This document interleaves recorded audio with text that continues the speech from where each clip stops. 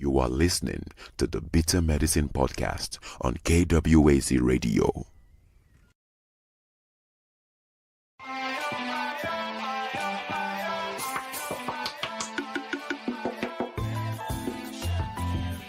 Welcome to the Bitter Medicine Podcast, where it's all about Black empowerment. Our show focuses on Black news and entertainment, arts, science, economics, history, people, and strategies that uplift, empower, and motivate Africans within the diaspora. And now your host, whose favorite color is black, Goku.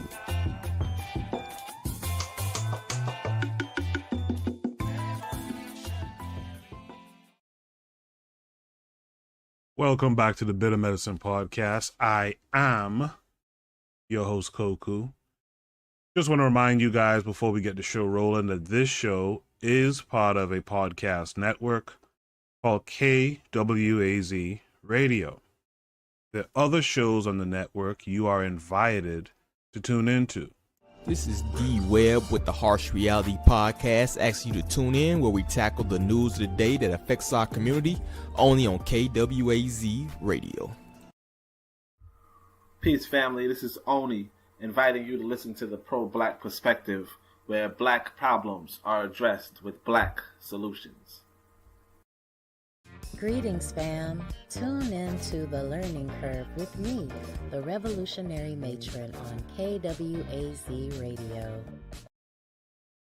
You are listening to the Bitter Medicine Podcast on KWAZ Radio.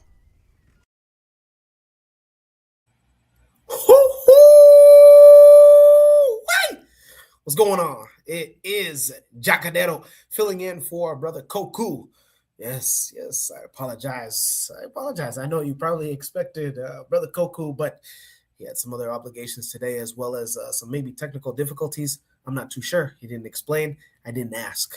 But again, I am Jacadero filling in for Brother Koku on the Better Medicine Podcast, Shoot the Breeze, episode 234. That's right. So if you're just tuning in, I am Jacadero filling in for Brother Koku on Shoot the Breeze, episode 234. And on today's episode, we have a lot. We're talking about Christians and asking, are they out of their minds?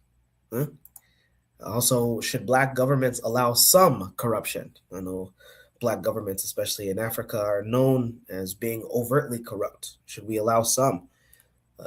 Other topics include, is Cuba going to be the next Haiti? And then, do you or your family pour out libations? And if you do, what are the reasons? So once again, we are starting a little bit behind schedule, but nonetheless, we're here. We're here for you. We're here for all of us as the Pan-African collective and Pan-African nationalists. So come on, come all, go ahead and get yourself added. If you want to be a panelist, click the link. Also, again, we have a Discord. That's right, a Discord. So that way you can share whatever thoughts and questions and prompts that you have for Shoot the Breeze episodes each and every week. Again, our Discord is the Better Medicine. So go ahead and register amongst. All right. Buana says, drop the link, Jacadero. We're going to drop the link. Let's see if I should have the link. Should have the link.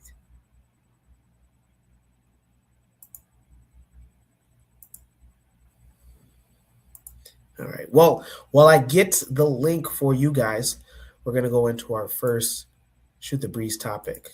And it comes to us from a Christian, a proud Christian. Maybe you guys are, especially you guys that are in the hip hop scene, you guys should be aware of this individual. And Shoot the Breeze topic number 1, it asks, are Christians out of their minds, or are we just too sensitive? Once again, are Christians out of their minds, or are we too sensitive? It comes with a video prompt, 2 videos that we can watch and ask. Again, are Christians out of their minds, or are we just too sensitive? In the chat, Cheryl says, greetings. What's going on, Cheryl? Welcome.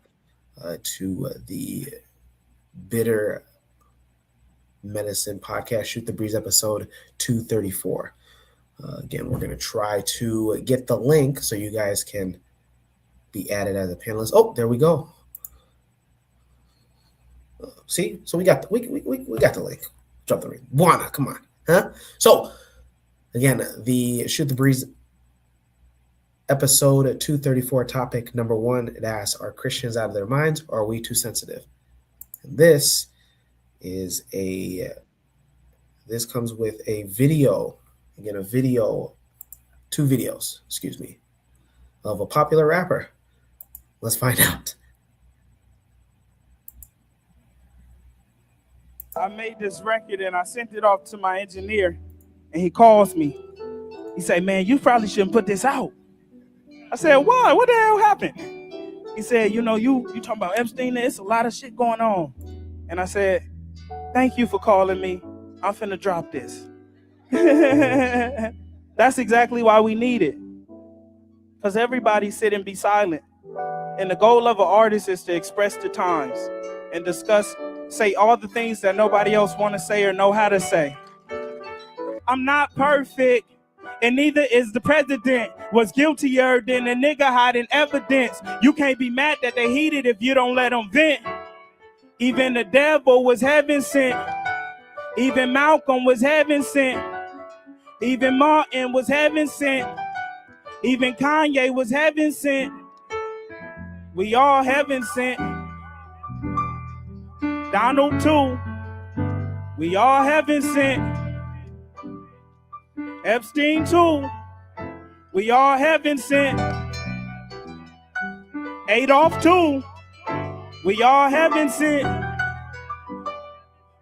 Even you. We all heaven sent. I made this record and I sent it off to my engineer, and he calls me. He said, "Man, you probably shouldn't put this out." I said, "Why? What the hell happened?" He said, you talking about Epstein, there's a lot of shit going on. And I said, "Thank you for calling me. I'm finna drop this." That's exactly why we need it. Because everybody sit and be silent. And the goal of an artist is to express the times and say all the things that nobody else want to say or how to say. I'm not perfect, and neither is the president. Was guiltier than a nigga hiding evidence. You can't be mad that they heated if you don't let them vent. Even the devil was heaven sent. Even Malcolm was heaven sent. Even Martin was heaven sent. Even Kanye was heaven sent. We all heaven sent. Donald too. We all heaven sent. Epstein too. We all heaven sent. Adolf too. We all heaven sent. Even you. We all heaven sent.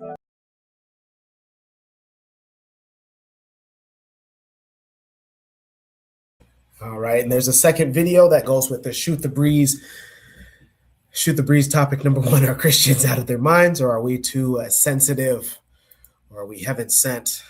Stand by for second video that goes with this. We all heaven sent, huh? All right. I've been working, so I ain't got to really be on social media. I cut my shit, I schedule it, and I post, and I get into the world. The homies briefed me yesterday on all the outrage.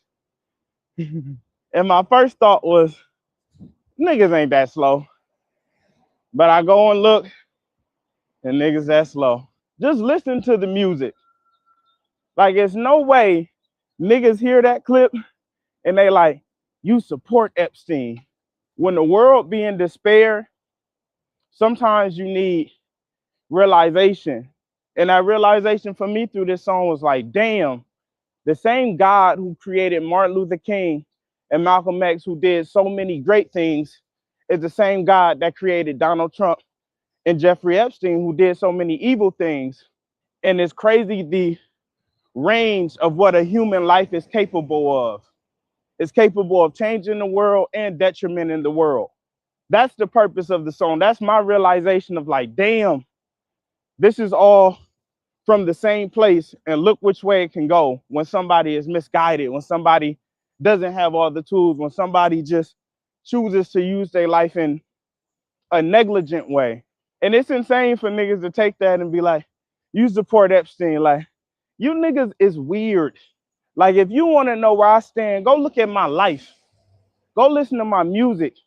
Go see what I do in my community. Go speak to somebody who actually know me. Be fucking for real. It's so crazy how fast it go from black boy fly to get back in line, nigga.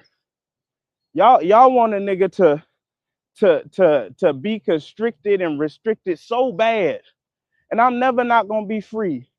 I'm never not gonna be free in my speech and free in my thought and free of my art. Artists and comedians is the niggas who's supposed to express the times and what's going on and communicate it in a way that's like, man, this is what came to me. Y'all love to create enemies and try to bash anybody who has an opposing thought to how you feel. Nigga, I ain't got to show up how you want me to show up. This shit for me and my people and my base who resonate and connect.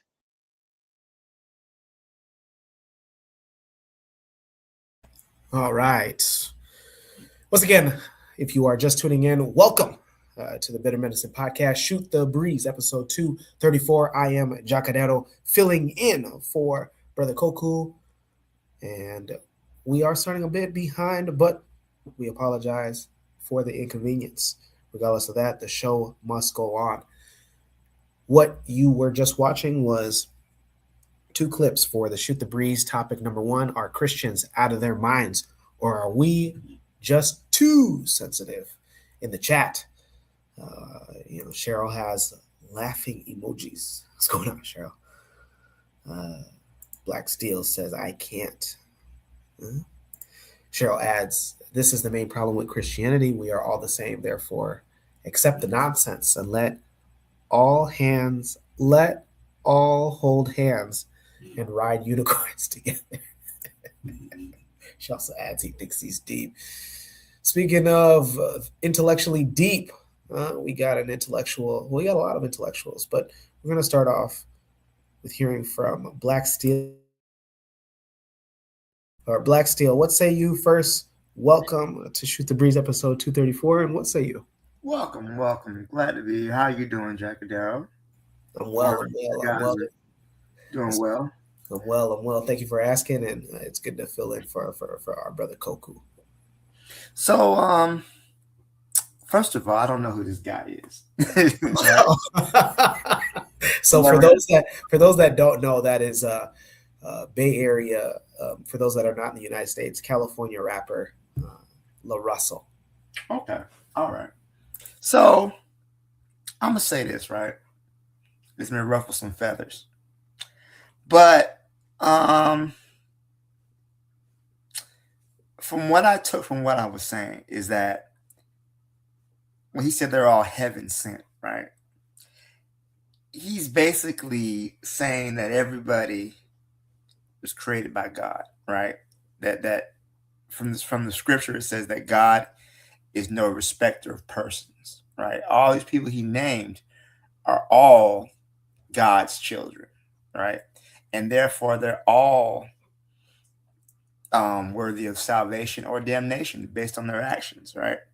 That's what I interpreted from what I heard from him, right? Not to say that these people were good people, but to quote the Bible verse, all have sinned and come short of the glory of God. So in his mind, he's trying to say these people are people like me and you. They're capable of great good, they're capable of great evil, whatever. If somebody is a Christian, religious person, right, they're probably going to resonate with that message because it does. He's basically repeating what it says in the Bible. Basically, hey, we all have sinned. We're all sinners. Even Epstein, whatever. And this is him speaking, like he said, he speaks to it. I'm assuming he sounds like a Christian rapper. You know, they do exist. And he's probably speaking to his fans and his base. I just know it's not for me, right? And I can, everything ain't gonna be for everybody. This is not for me, right? And that's fine. That's the belief he want to hold. So I would not say he's out of his mind, right? Nor would I say we are too sensitive. But I will acknowledge that he is somebody who is repeating, replicating Christian theology, Christian dogma, and basically that, we're all sinners. We all have the potential for great good or great evil, whatever. And that's how he's trying to interpret it. I quite honestly, when I heard him talking, I rolled my eyes a little bit because I'm like, who is this dude talking about, man? If that's the way he want to be, we could talk all night about the harm Christianity has done to African people, the psychological harm, the physical harm. Some people just too far gone, man.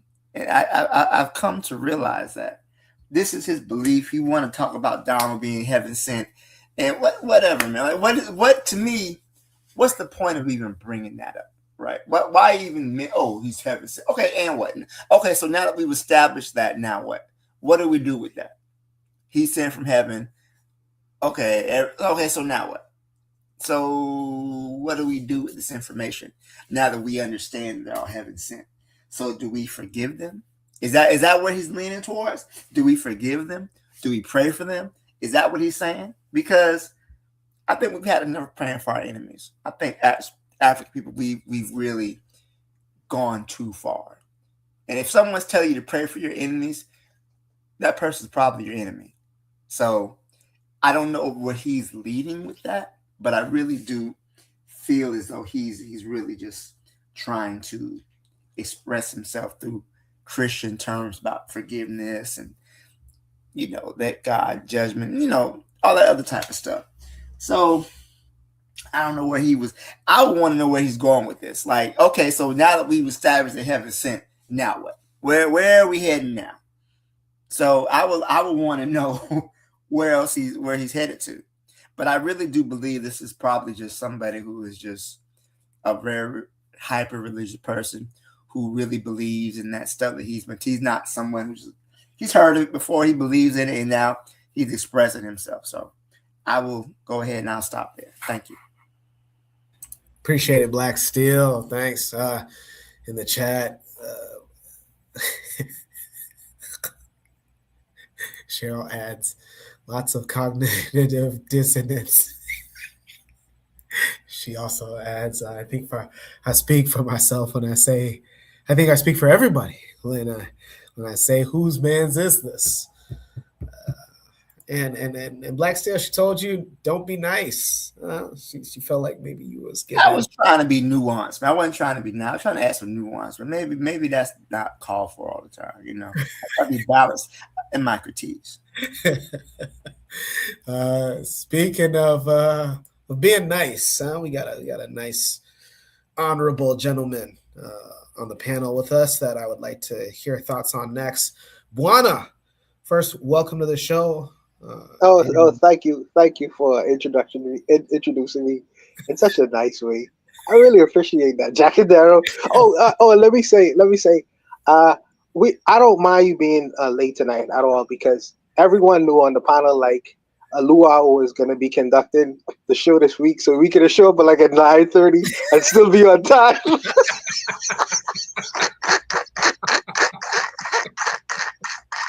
Welcome to the show, for those that are just joining, I am Jacadero filling in for Brother Koku here on Shoot the Breeze episode 234. Having an awesome Shoot the Breeze topic number 1 introduction, and Buana is yet to give his response to the two video clips. Are Christians or are we too sensitive? I try. Me personally, I try not to. I don't attack Christians no more, man. I leave Christians alone. I think that Christians have their own view of the world. I'm kind of like with Black Steel on this, because when you start asking like obvious questions, like, okay, your God, let's get this straight. Your God sent Donald Trump from heaven because he's heaven sent to unalive little Muslim bomb and unalive little Muslim girls in a high school just to hide the fact that he was on an island doing certain things to other little girls. So when I ask Christians things like that, some of them get very offended by them kinds of questions. I mean, well, let me don't put this on all Christians. I wouldn't put this on all Christians. So you can't ask them reasonable, rational questions. So I tend to just leave the brothers alone. In the Christian religion, you are not taught to really be analytical. You are just taught about belief, and on the basis that I can't, certain conversations I wouldn't recommend anyone getting into with this particular gentleman. I would just ask him, how's the weather today? What's the directions to get to the Walmart? Questions like that. You leave these people to their beliefs. I don't tend to lambaste people who may not understand how the world works. So if he thinks that Donald Trump is heaven sent and Epstein is heaven sent and all these other characters, hey man, more power to him. I'm not gonna lambaste him, but that's what I think about this man. So he's not out of his mind. Of course he's out of his mind, but I'm not a psychiatrist. I don't think that all Christians are out of their mind. I think that this gentleman is out of his mind. But I mean, what do you want me to say about that, Jackadero? It is what it is. We're here to talk. We're here to, especially this is a current relative topic. This rapper Lil Russell, he's come under big scrutiny because people have felt like he should know better. All right, we go to our next panelist, and yes, we love this because it's a woman. We love to hear from our women, and it's Amma. Amma, first, welcome to the show. And question to you, are Christians out of their minds, or are we too sensitive based on those two video clips of Lil Russell and his song, I think Heaven Sent is what the title is. Yeah, so greetings everyone. And I was like, he said, I don't think all Christians are out of their minds, but I think this man is out of his mind. I was like, this is funny. But I think I agree though. I think there's such thing as Christ insanity. And I think black people who are Christian, it's hard to say because some black people that are Christians, they're consistent in their confusion.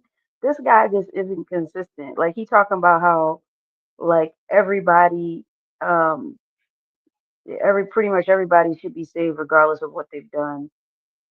But he said something in the end. It's something about I don't know if he was talking about like black people being attacked or something. Something about injustice. I thought he said something about that briefly, and I think he just ideologically he's all over the place. But, I don't expect. Um, oh, maybe he was trolling. You know what? We can put that to the test. Let's see. And I put 5 on it. I bet he got a white girlfriend. Bet if he got a white girlfriend, he not trolling. So. But it's like it's just these types of confusions. Like it's funny when you listen to it, but this is real. Like this is real. This is Christ insanity. So I mean, just gotta. It's fun to laugh at, but it's serious. It's a serious thing. Appreciate it, Amma. In the chat, our matron says, waking up is hard to do, and he's trying hard to be woke. What's going on? And she gives greetings to everybody. What's going on, matron? Koku911 says, was Lil Russell possibly trolling? Black Steel, what say you? Is he possibly trolling? He is a musical artist, a rapper. Huh? Was he trolling? I mean, he could be. He could be. He could be trolling, but he also could be sincere in his beliefs, right?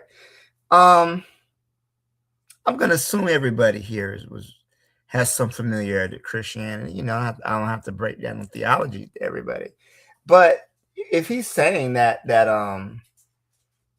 these individuals he mentioned are all children of God. Like he would, I guess what that's what he means by heaven sent. Does that mean they're all children of God? But then they behave in such a way to basically, like, okay, like for example, I'll give you an example. The evangelicals love Donald Trump. Evangelical Christians in the United States, they believe Donald Trump was anointed by Jesus to lead this country, right? And we've all seen the performances and just the beliefs, and yet this probably is the most immoral, hateful person to ever be in charge of the United States. And that's saying a lot, because we got pedophiles and slave owners from the very beginning. So to say that he's one of the worst is actually quite saying something. And he makes a mockery of the Christian religion. As a Christian, if someone is a Christian, this should anger you, right? You shouldn't be like, oh, this is a person that's heaven sent. No, this is somebody who is making a mockery of your religion, right? And instead of you having a problem with it, you make it seem like he's doing the right thing. This is part of my issue with the so-called, Christians of today. They don't walk the walk, and they don't talk the talk, So if you're going to believe in anything, at least hold to the tenets of it. But you got the first evil white man come around all of a sudden. Oh, he's sent by God, and he's going to unite us, and he's going to heal the fracture. It's a bunch of nonsense. So if he is somebody who is sincere in his beliefs, right? And I don't have a reason to doubt sincerity, but if he is a sincere Christian, he should have a problem with these individuals who make a mockery of his religion and basically use it as a way to, continue the fascist takeover of this country, which for Black people has always been fascist. But you know my point. So yeah, I would say that he's merely, is he confused? Is he taking this doctrine to its further limits? I don't know. I get questions for this guy. If the Jesus of the Bible was to come back to America, this same heaven-sent president would have Jesus Christ arrested by ICE, sent to a detention center, and deported back to Nazareth. And the Christian nationalists would vote for that, by the way. They'd vote for that. Yes, they would. Yes, they would. Literally on here saying we should start a nuclear war so that way Jesus can come back. Like, y'all really, when you take it to its furthest extent, right? Christianity is a death cult, right? You don't get your rewards until after you die, right? Your salvation comes after you die, right? After you die, you'll be brought back to life. But it's an obsession with death, blood. It's a death cult when you really look at it. When you follow it to its logical conclusion, it will lead to the extinction of all life on this planet.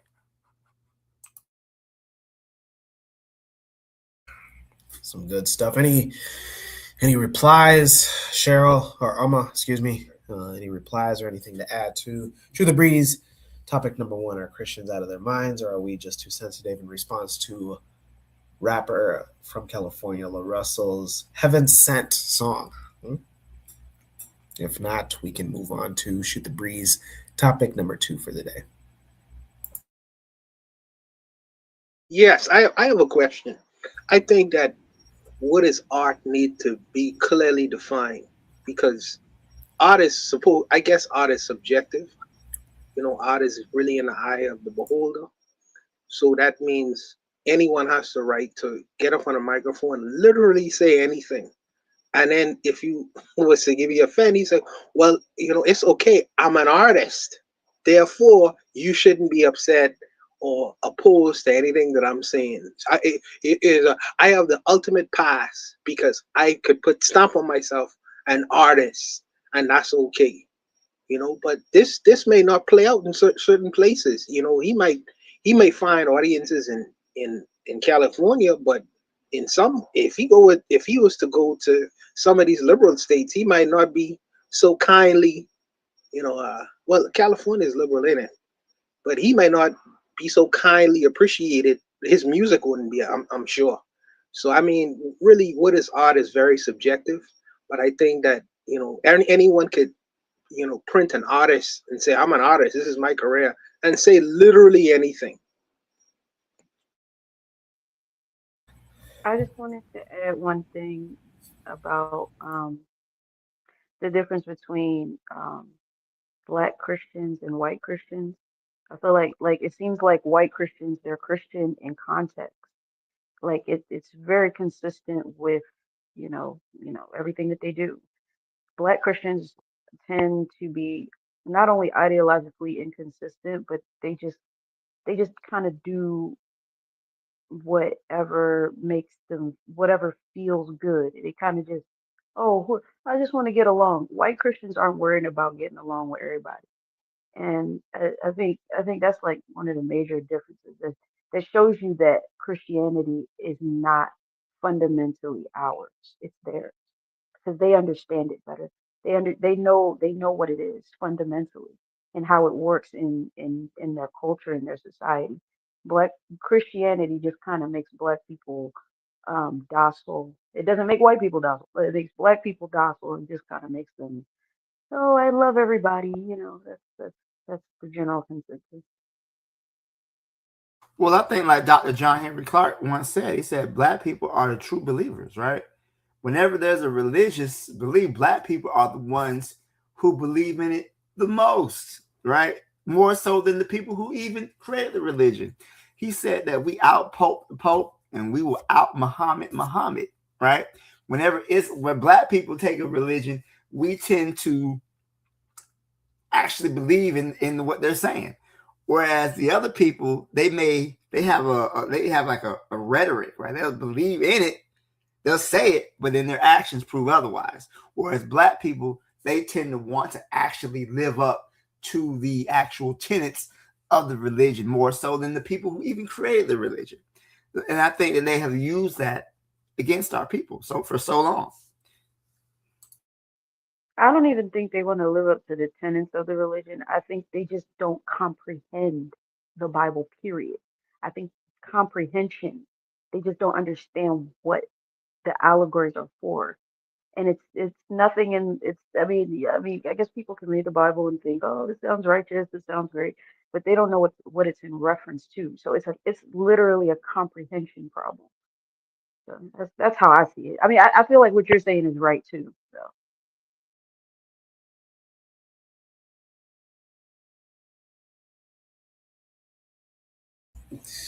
A lot to consider. All right. Well, in the chat, we have culture and education saying so it's not Christianity in response to whether art coming into life.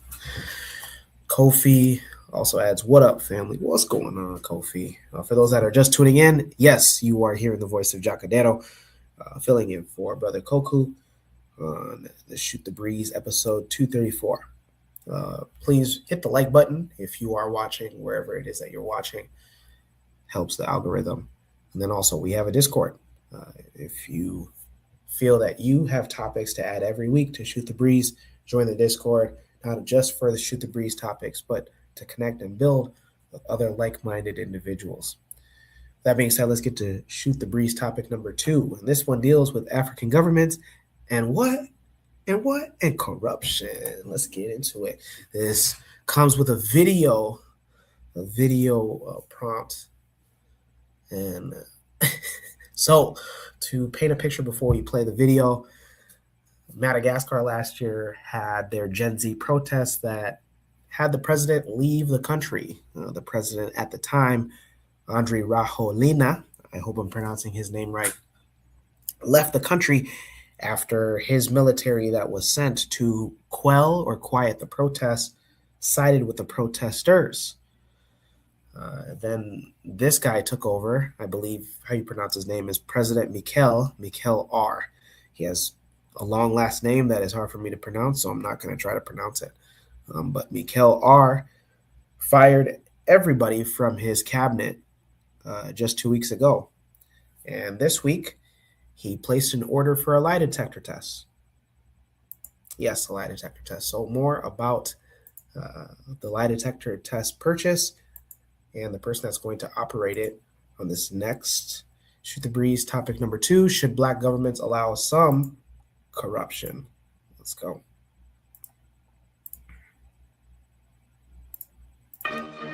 Madagascar's military leader announced Thursday that anyone applying to become a minister in the new government will be subject to lie detector tests, a measure aimed at rooting out corruption. President Mikhail Randrianirina, who seized power in an October coup, said the country has acquired a polygraph machine and a specialist to vet candidates. We will know who is corrupt and who can help us, Randrianirina told reporters. He added that he is not looking for someone 100, but at least 60% clean. Candidates who fail the polygraph will not proceed to an interview. Those who pass will then meet the president and the prime minister. The move comes after Randrianirina fired his entire cabinet last week and appointed a new prime minister. The military leader who ousted President Andry Rajoelina following weeks of youth-led protest over poverty and lack of opportunity has promised elections within 2 years. Imagine being able to build anything just by thinking about it. Meet Base 44.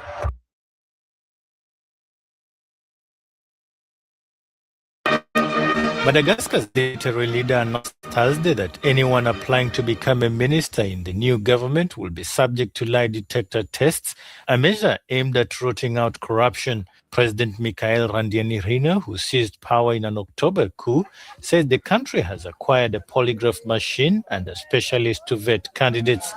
We will know who is corrupt and who can help us, Randrianirina told reporters.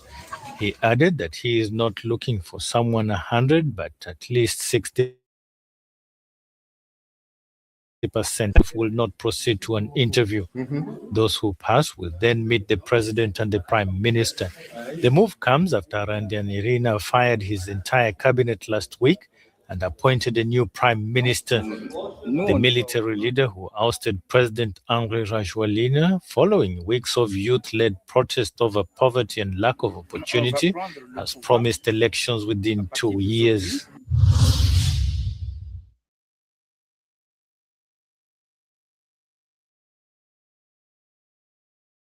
All right. And again, if you are just joining us, I am Jackadero, filling in for Brother Koku here on the Better Medicine Podcast Show, Shoot the Breeze. And this is episode 234. Our topic for the second Shoot the Breeze topic is, should black governments allow some corruption? The video that was just shown was the current president of Madagascar placing an order for a lie detector test that has been delivered in the country because his government cabinetry was dissolved, meaning he fired each and every minister. Now, every new minister that will apply needs to pass a lie detector test, and he's only asking to pass 60% of 100% of questions, meaning that he knows that not everything will be truthful. So the question, should black governments allow some corruption? Again, the president has only asked for 60% passing rate. We'll start off with Juana. Juana, you're in a black country. What say you? Should black governments allow some corruption? Absolutely not. This is goofy beyond belief. This is goofy. Listen, man, there's something called chain of custody. I don't know if the brothers and sisters ever heard of that phrase before. Chain of custody. So now you're gonna have these quote unquote lie detector tests come in to test politicians. My question becomes, who is purchasing the lie detector test? Where has the lie? Who made the lie detector test? Can the lie detector test be manipulated in some way? Because the first person who I'd want to take that test is the president himself. You don't govern a country like that, man. Come on, man. You try. If you believe a person shouldn't run for office, you should try to find credible evidence to show whether the person has been in misdealings or has not been in misdealings. You don't use lie detector tests, man. People beat lie detector tests. Lie detector tests are fallible. Lie detector tests can be manipulated. You don't govern a country. These people make Africa look crazy, man. And plus, if you allow for a little corruption, how much is some? 60%?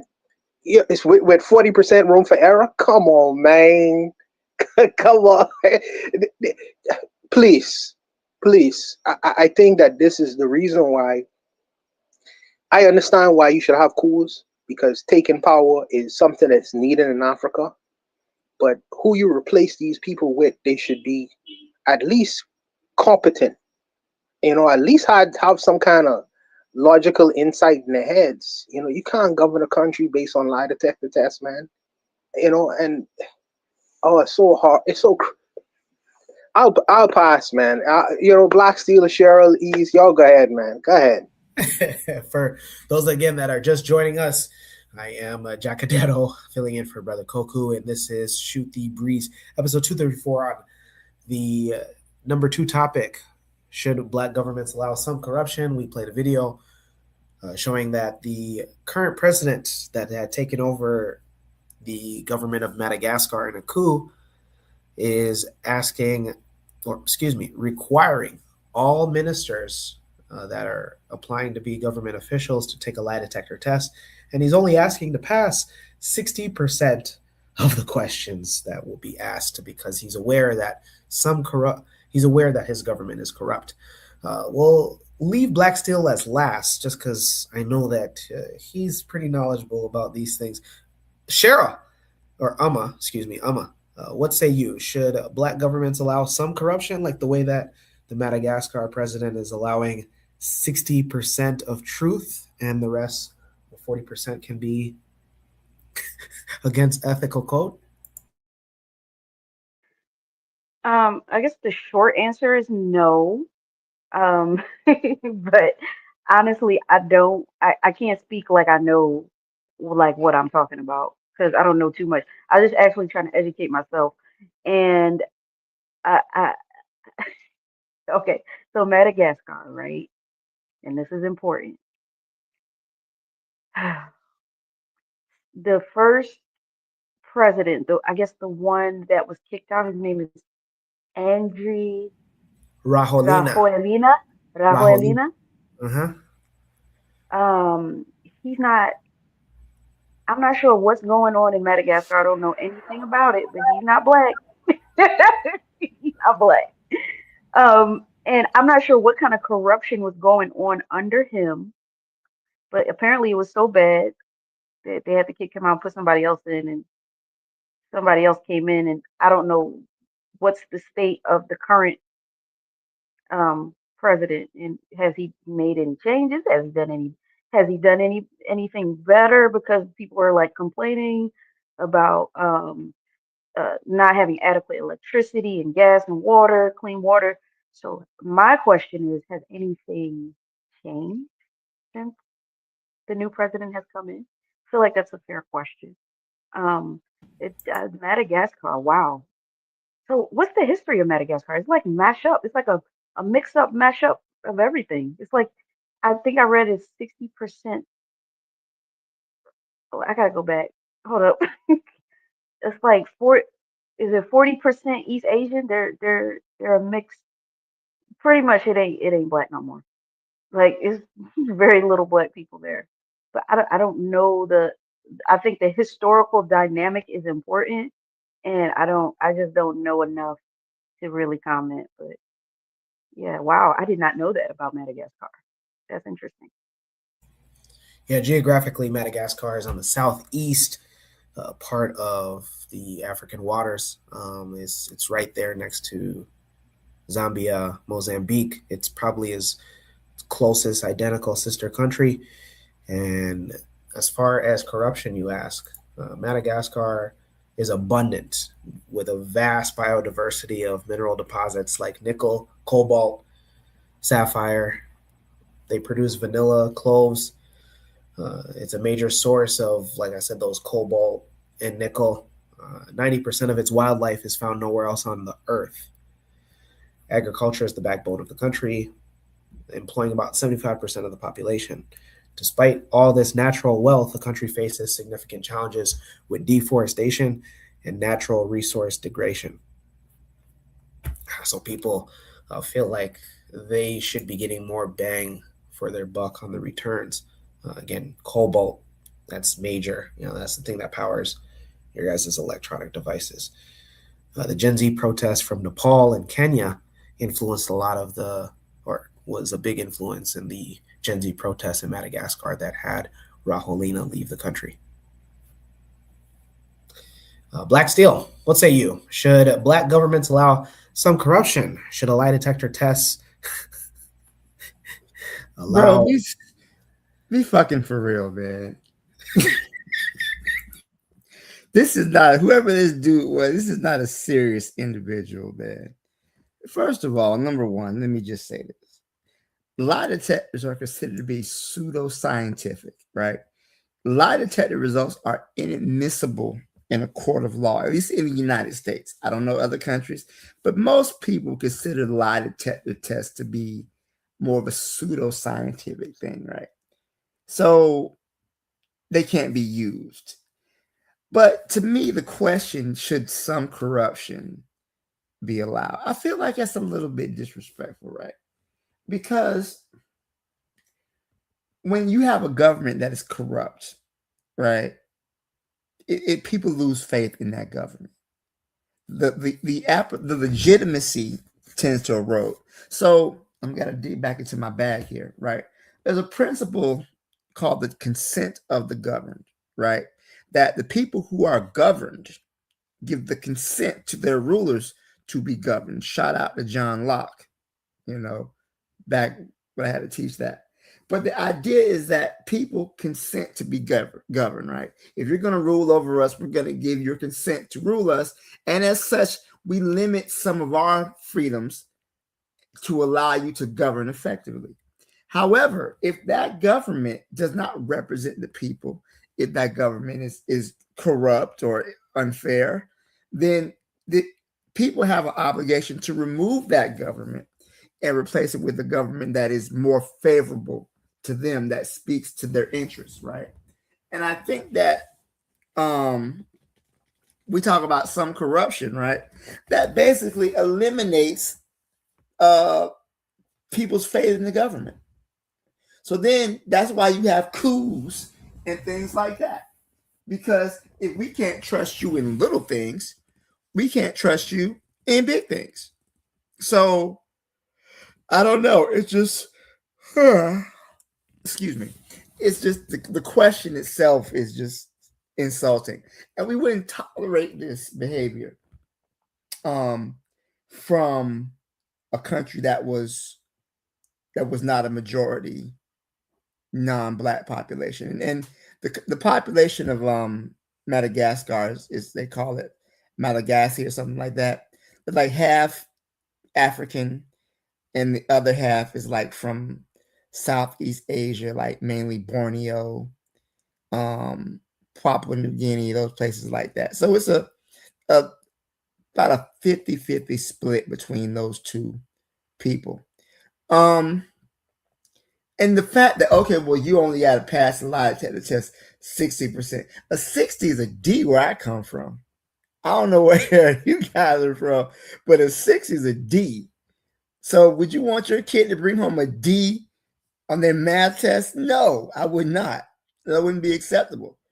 I do accept that corruption is everywhere, right? There's no government that is free of corruption. But I do want there to at least be attempt, at least try to eliminate. Don't just say, well, it is what it is. You just got to deal with it. No, you should try to want to have a better system that represents all the people of your nation. Not a situation where, we're okay with 60% on the lie detector, which means, are you okay with 40% corruption? It's on his face. It's just a ridiculous statement, man. It is a stupid. This is the question, right? Lie detector tests can be used in court. There's ways to fool a lie detector test. Why not just do the right thing? I find many times that a lot of people will jump through hoops and whatnot to try to avoid doing the right thing. Just do the right thing. Just govern your people fairly, equally, and representing them to the best of your ability.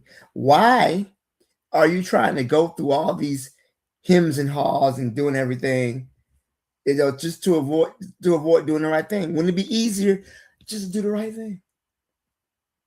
If you look at the poverty in Madagascar as a country, if you're the president of this country, don't you want your people to have the best quality of life they can possibly have, instead of stealing and enriching yourself off of them?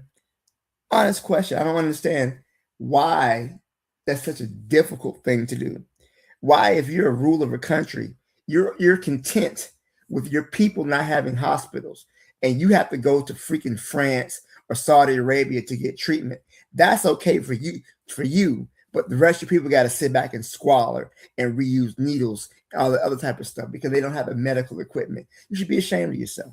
I'll leave it there. Thank you. Black Steel, it is really a race to the bottom. It is a race to the bottom. As much as I don't like Donald Trump makes big claims about the country that he resides. He said, "My country is the best," and you should try to. If you're running the country, you should try to be the best at things, not a mediocre version of what a country is supposed to be, not a so-so version. You should try to get your people to aspire to be the best kinds of people. That's the kind of people you want. This guy say, 50-50. 50-50. It is embarrassing. I think it's embarrassing. I don't really know the history of Madagascar, like Amma was saying earlier. I don't know what the history is, but this is embarrassing. And I don't think that you shouldn't reach for this for your country. I think that you should try to strive to at least to be the best. And if you miss that mark, at least you knock it on 90%, 50-60%. Come on, man. This is embarrassing. Just to add in, the quote from him directly is, "We are not looking for somebody who is 100% clean." Again, we're not looking for somebody who is 100% clean, but over 60%, because that way Madagascar will finally be able to develop. Here's a test. Here's a test for my leadership. This is what I want. I want you to take a drug test. If you want to be a politician in my country, I want you to take a drug. The first thing I will require is a drug test to see whether you have some drugs inside your system. Then I want you to take a psych test. I want you to go to the psychiatrist to make sure that you are not insane or a narcissist or a psychopath. That's the second test. The third thing I want to look at to see whether you have a criminal record or not. These are three things that I would ask any person in any leadership in any country. That's the first. They're the three qualifiers whether you should lead a country or not lead a country. Them three things. It's a tall order from future President Buana. Speaking of nobility, we have ICANN. Welcome to the show. You are listening to Jacadero here, replacing Koku for the day on Shoot the Breeze episode 234. ICANN, did you get a chance to be familiar with the video that was shown for Shoot the Breeze topic number 2? Should black governments allow some corruption? And also, welcome to the show.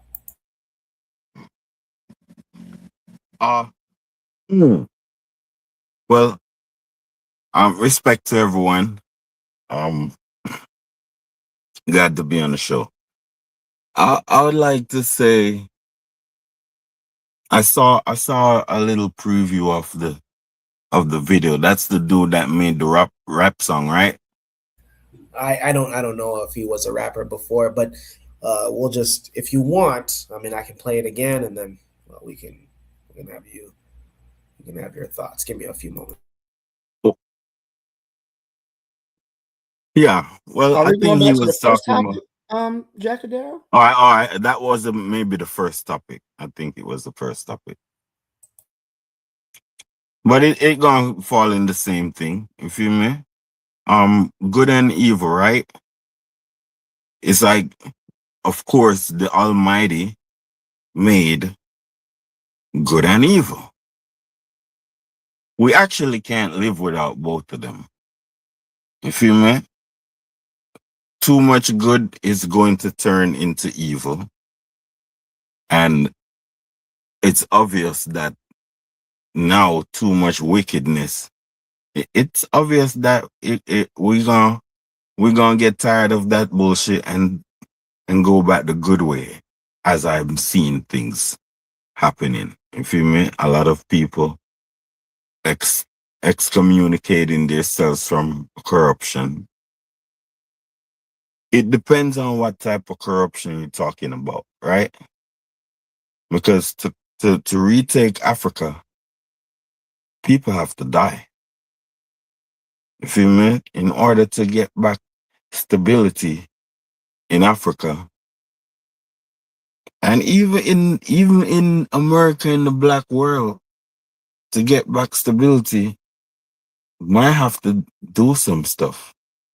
You feel me? In terms of, hey, if we want this program going on and it, say you want some type of Marcus Garvey thing going on and stuff is going on and you have a bunch of people fighting against it and you know it's good, you know it's right. To me, Pan-Africans have to stand up for themselves, and to me, sometimes we might have to go outright on people to because how I see it is like, if you do not defend yourself, the wicked will run over you brutally. So I think that but let me make this helicopter pass. Go ahead and speak. Oh, could I just interject really quickly? Go ahead. Okay, so I was just looking at or just kind of reading over it real quick, but I'm gonna just make this quick. Okay, it says there was a Gen Z uprising against the former leader, Rahulina, right? So that means that they didn't like him, kick him out. He's not doing nothing with the economy. He's not really for the people. There's no clean water, there's no clean electric. So I think when they say, maybe I'm misinterpreting this, but when they say we want the next president to be at least 60%, not corrupt by at least 60%, it kind of almost sounds like rhetoric, like, well, at least if you're 60% better, then you would be 10 times better than the previous one, than the previous leader. I was just thinking about that. Maybe that's what they mean. Not literally that, like, I know they're gonna have them take a lie detector test and everything, but I think for them it's kind of just like, well, damn, like it's been so bad. Like at least if we know he's 60% better, that's better than that's better than Rahulina. I know it doesn't sound funny, but like, maybe that's what they mean. What I like about Madagascar is the president went and met with Russia. I think that's interesting. You feel me? I think that it can lead to progress. What I don't like about Madagascar is I think they have eugenics, the black people there. The kinky hair people. I think they have eugenics them. You have to understand that India is right there, and secretly India is trying to take over all of those southeastern islands of Africa. You feel me? And the Indians are dirty, nasty, racist pieces of shit people. And how I see Madagascan people, all of them have Somali here, almost Indian here. What did that?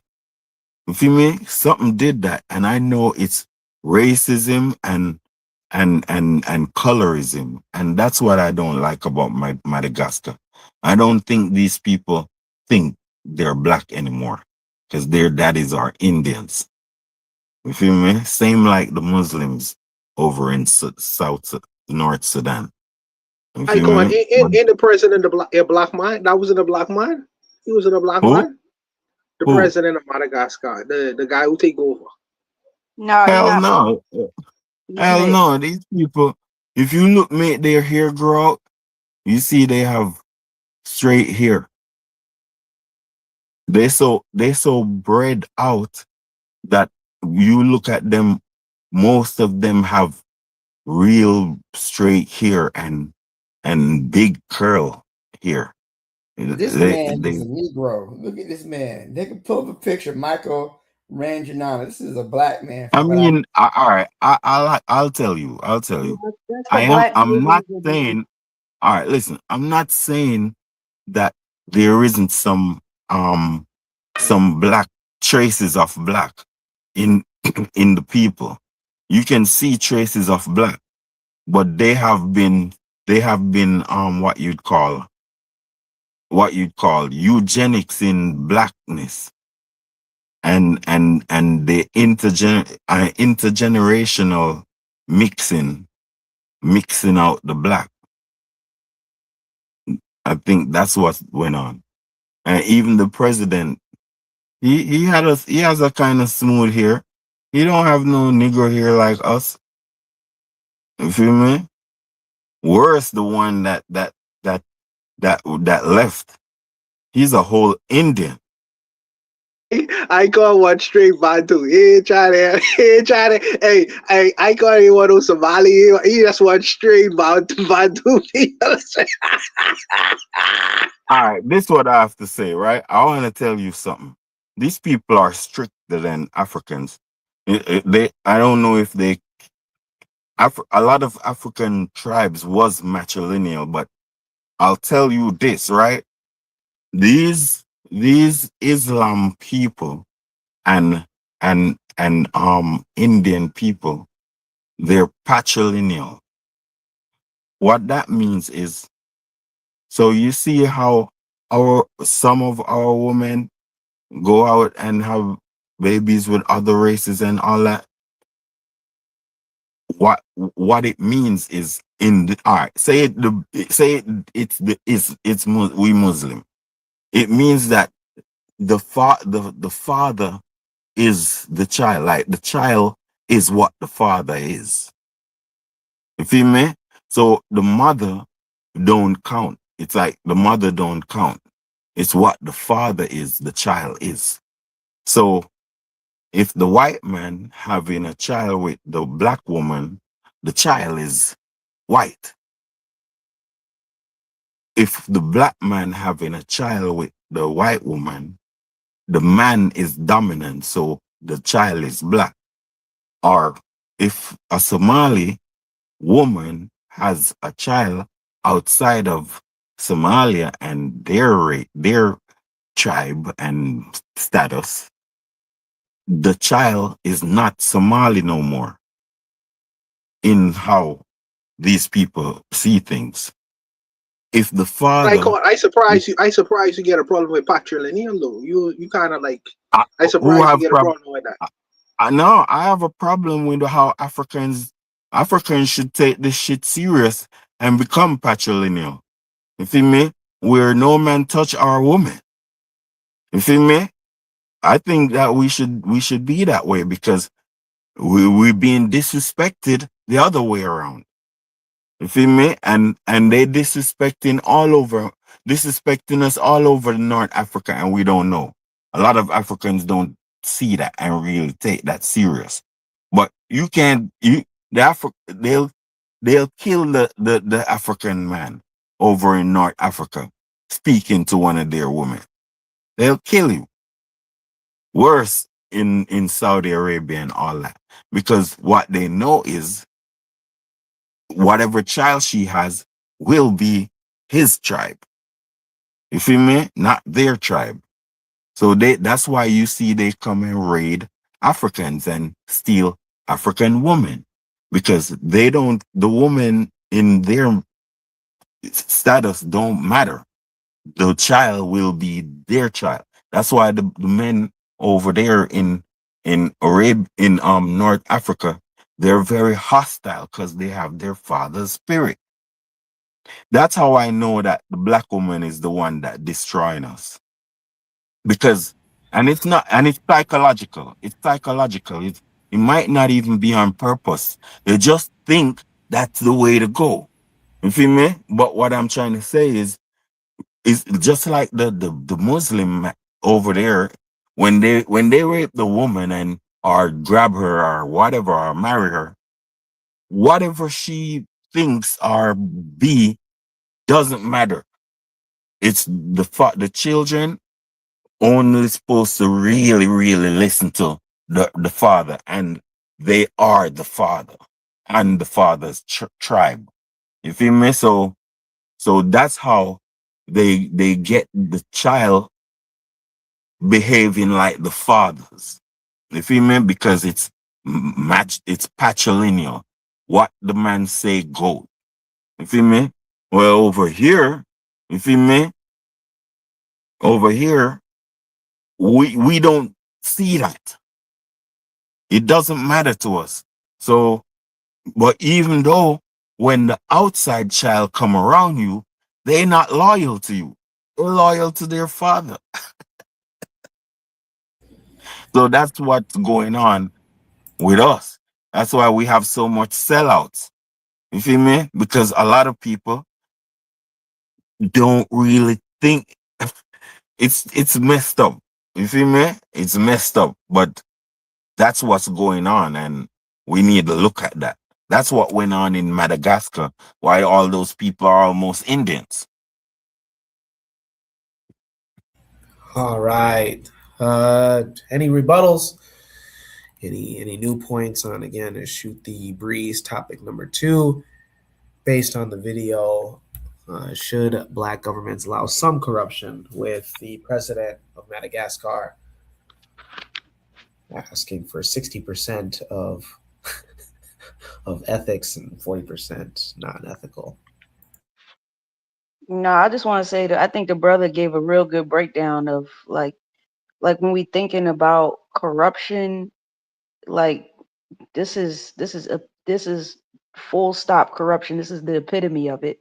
Because when you look in, because when the brother's talking about how like the man, they see if the men, they're all in, like if the men come over there and they're Indian and they procreate with the African women, they are no longer African according to them, and that's important in terms of takeover. And I think corruption on a larger scale, when you look at the mainland, when you look at Africa and you look at East Africa, all up and down East Africa, the South and everything, you see all of these groups that say that they're allies and they say that they're your friends and they doing all of this.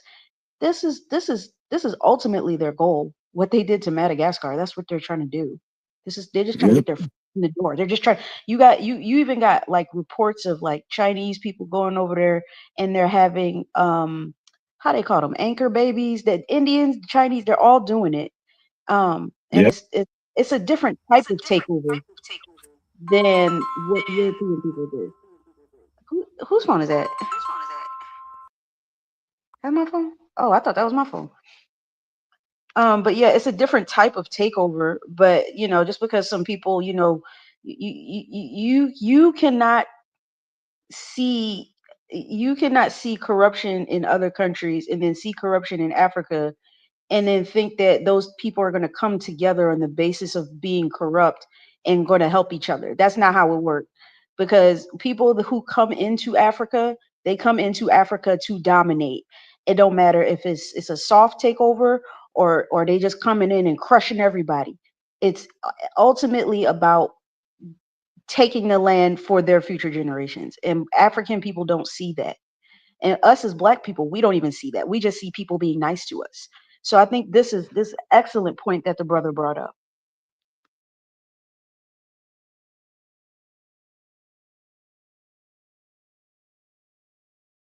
All right.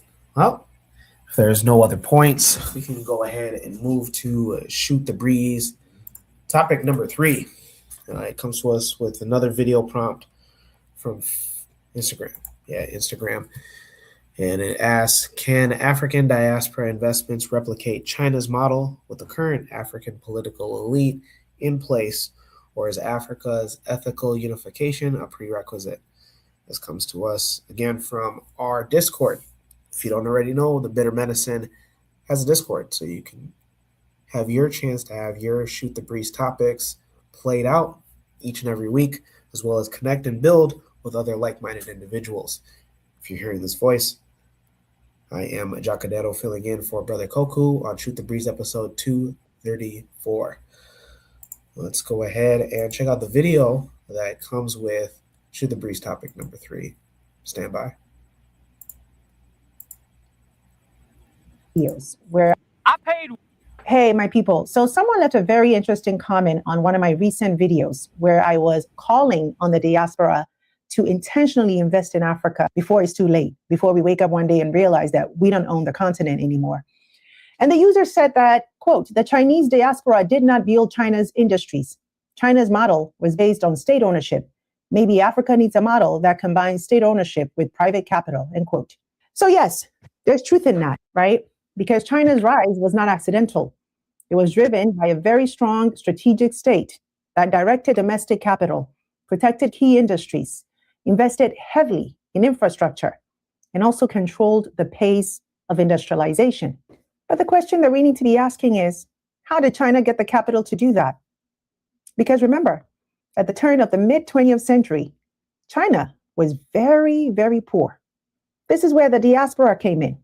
Early investment into China's opening economy came from Hong Kong, Taiwan, and overseas Chinese networks. China leverages diaspora to raise capital for development by implementing investment-friendly policies that encourage returning capital from overseas Chinese. They provided preferential incentives in special economic zones. The government was very intentional about its diaspora. It utilized personal relationships and ethnic affinity to build trust. And in addition to capital, China fostered programs to bring back talent from Western countries, particularly in high-tech fields, to foster skills training and development locally. So by 1994, the Chinese diaspora contributed nearly 2/3 of all foreign direct investment in China. And by 2022, direct investment from overseas Chinese had reached nearly 80% of the total FDI. So it wasn't just state versus diaspora. It was a combination of both. So let's bring this back to Africa. The real question is, how do we build a model where the state, private sector, and diaspora are aligned? Because right now, that alignment is missing. In many African countries, the state is trying to drive industrial policy. Private capital is often limited or risk averse, and diaspora capital is largely disconnected from structured opportunities. So the issue is not just money. The issue is really coordination. China gives us a model that worked. Now, I'm not saying that we need to, copy China exactly, no. But we need to talk about what kind of model fits Africa's reality. Because another problem is China was one country, but Africa is 54 individual countries. You see, that completely changes the dynamics. So let me ask you, what should that model actually look like for Africa? Should governments lead? Or should the private sector and diaspora take the front seat?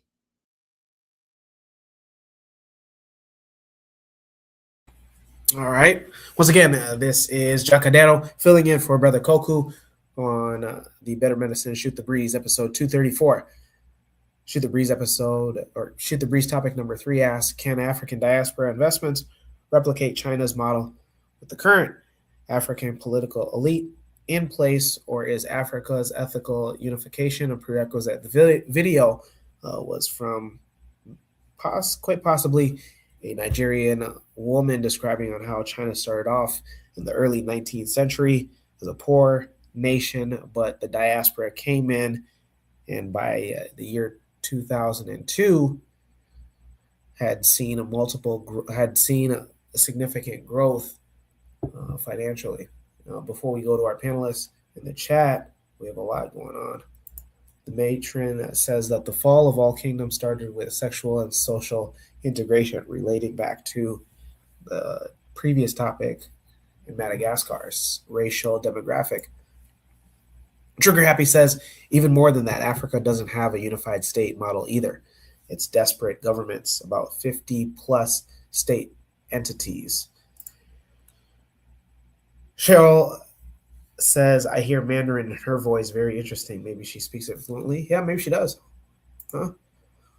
The matron adds, ethical unification is a prerequisite. We sitting here debating whether or not corruption is okay. We don't have the necessary relationships to build the way other diaspora have built.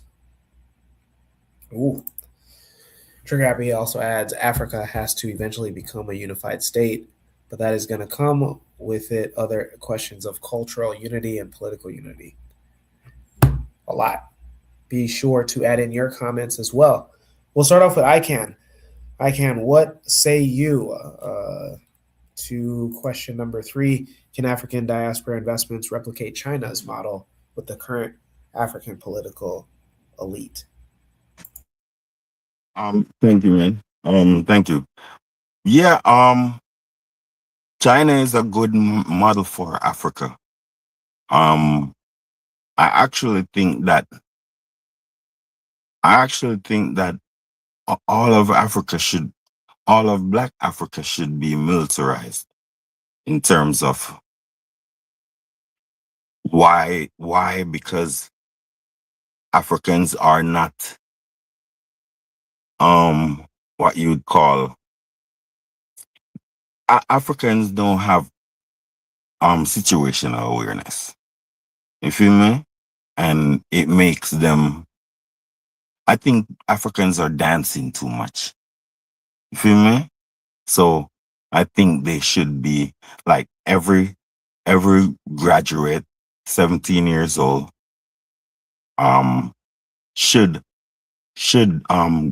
be enrolled in the army. And also I think that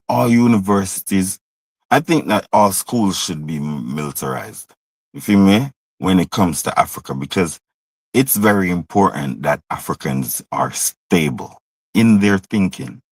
You feel me? Not wicked, not the wickedness that I see them do.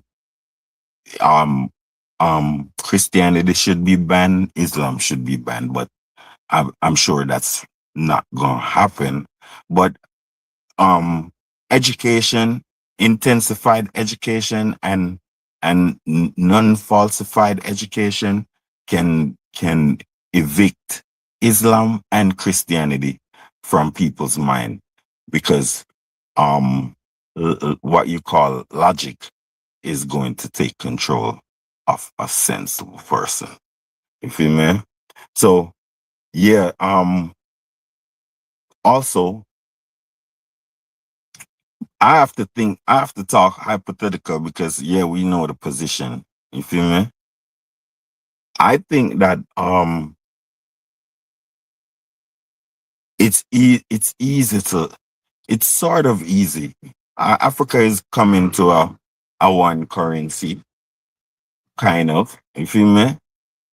But I think that to break the colonizers back is a bold move in terms of, I think that Africans should decide that, listen, all external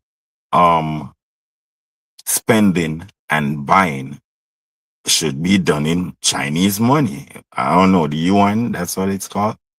In terms of excommunicating the US dollar, or try to withhold using the US dollar. You feel me? China has everything. We need a new superpower, and that's the only way Africa gonna be a superpower, unless we get a new superpower. You feel me? So I think that in terms of, okay, all exports should be paid for in Chinese money. You feel me? And when we buying stuff from anyone, I guess we can use Chinese money, or I guess sometimes the US, but Chinese money. If you, in terms of, but all internal spending, because I think that we need to strengthen the African currency in terms of, you cannot spend any international currency in local areas. You feel me? That's what's weakening the little African dollars right now because the US dollar can be spent in their country. So actually the US dollar is more legal in Africa than African currencies. You feel me? That's one of the things that's happening now that needs to be done with. You feel me? So got a long way to go. But that's where I'm saying I'm leaving it right there. Got a long way to go. Go ahead. Appreciate it. I can. We'll go with Buana. What say you? Can African diaspora investments replicate China's model with the current African political elite in place, or is Africa's ethical unification a prerequisite? Well, I'll do my best to answer that question, but here's where I am with this. Her analysis wasn't sufficient because she started in 2000. Okay, now the reason why China is the way it is right now is you have to go beyond 2000. You have to go earlier. I personally think, and this is my opinion now, I think Mao Zedong, who is the former leader of China, he had an industrial revolution. And then in the industrial revolution, the Chinese learned to make many things, and sell those things at a at base level cost because many people were poor. Now many countries saw that and they decided to buy products, cheaply made products from China. This is why you see so much things were said made in China. The West, how they have their propaganda, they would say that the Industrial Revolution wasn't a success because so many Chinese people died, which is absolutely true. But when Mao Zedong created that situation, he changed the economic dynamic inside of China because people left a lot of them left the farms and went into industry. Okay, that's the first thing. The second thing is, another thing that Mao Zedong did was he had a cultural revolution, and this goes to a mindset. What Icon Fire was talking about earlier when he said that leaving Christianity and different things like that, they kind of like grabbed onto their cultural experiences, and they became more, I won't say nativistic, but nationalized the mindset. A lot of the Chinese them thinking. Yeah, a lot of the Chinese them thinking. So instead of looking towards the West or looking at Russia, they was looking at the Chinese and say, well, what can we do? So it changed the mindset of a lot of Chinese. Okay, when you fast forward that in 2026, this is the end result of what that man did back in the day. Way back in the day. Okay, now the difference between that and China is the histories are different. The histories are different. The African histories are very different from the Chinese history. You know what I mean? So you can't put a Chinese suit on an African body and say, well, this gonna work for us. Yeah, you can't really do that. You have to put the African. You have to put the African suit on the African body. It's the same way in the Caribbean. I feel like we need to go through a cultural revolution. When I talk about decolonization or the thinking of a lot of Black people in the Caribbean, and also we need to also go through industrial revolution. I think that we need to do that as well. You can't just get money off of tourism for the rest of your life, serving tourists Bahama Mama. It don't work that way. You got to make something. You got to make something and sell something in this world besides a smile and a tourist experience. So the Chinese learned to make products, cheaply made products, and sell it to the world. So it ain't start in 2000. It started beyond that with people who was trying to recreate the world. But Africa is so sectarian. You have all these tin pot leaders controlling the situation and it's not necessarily unified. So you can't do the same thing you do in China, what you do in Africa. The suit have to be a little bit different. I don't know how you're gonna fix it. I personally don't know how to do. I wouldn't know how to go about because you have tribal distinctions. Then you have one president say, well, we're gonna do it this way. And then another president, Black president, say, we're gonna do it that way. So unless Boy, I tell you, Icon Fire say a lot of people have to die. And that's another kind of argument. When you're trying to unify a country, you have to take out a whole lot of people. Africa is a big continent. When you're trying to have, if you're really trying to replicate what the Chinese did, because the Chinese actually did that. China was a very divided country as well. It was a very Yeah. divided country until someone came along and unified it, but a whole lot of people had to die. So I don't know if you want to replicate that to create what China created. I don't know that. And I can't speak for a billion people in Africa.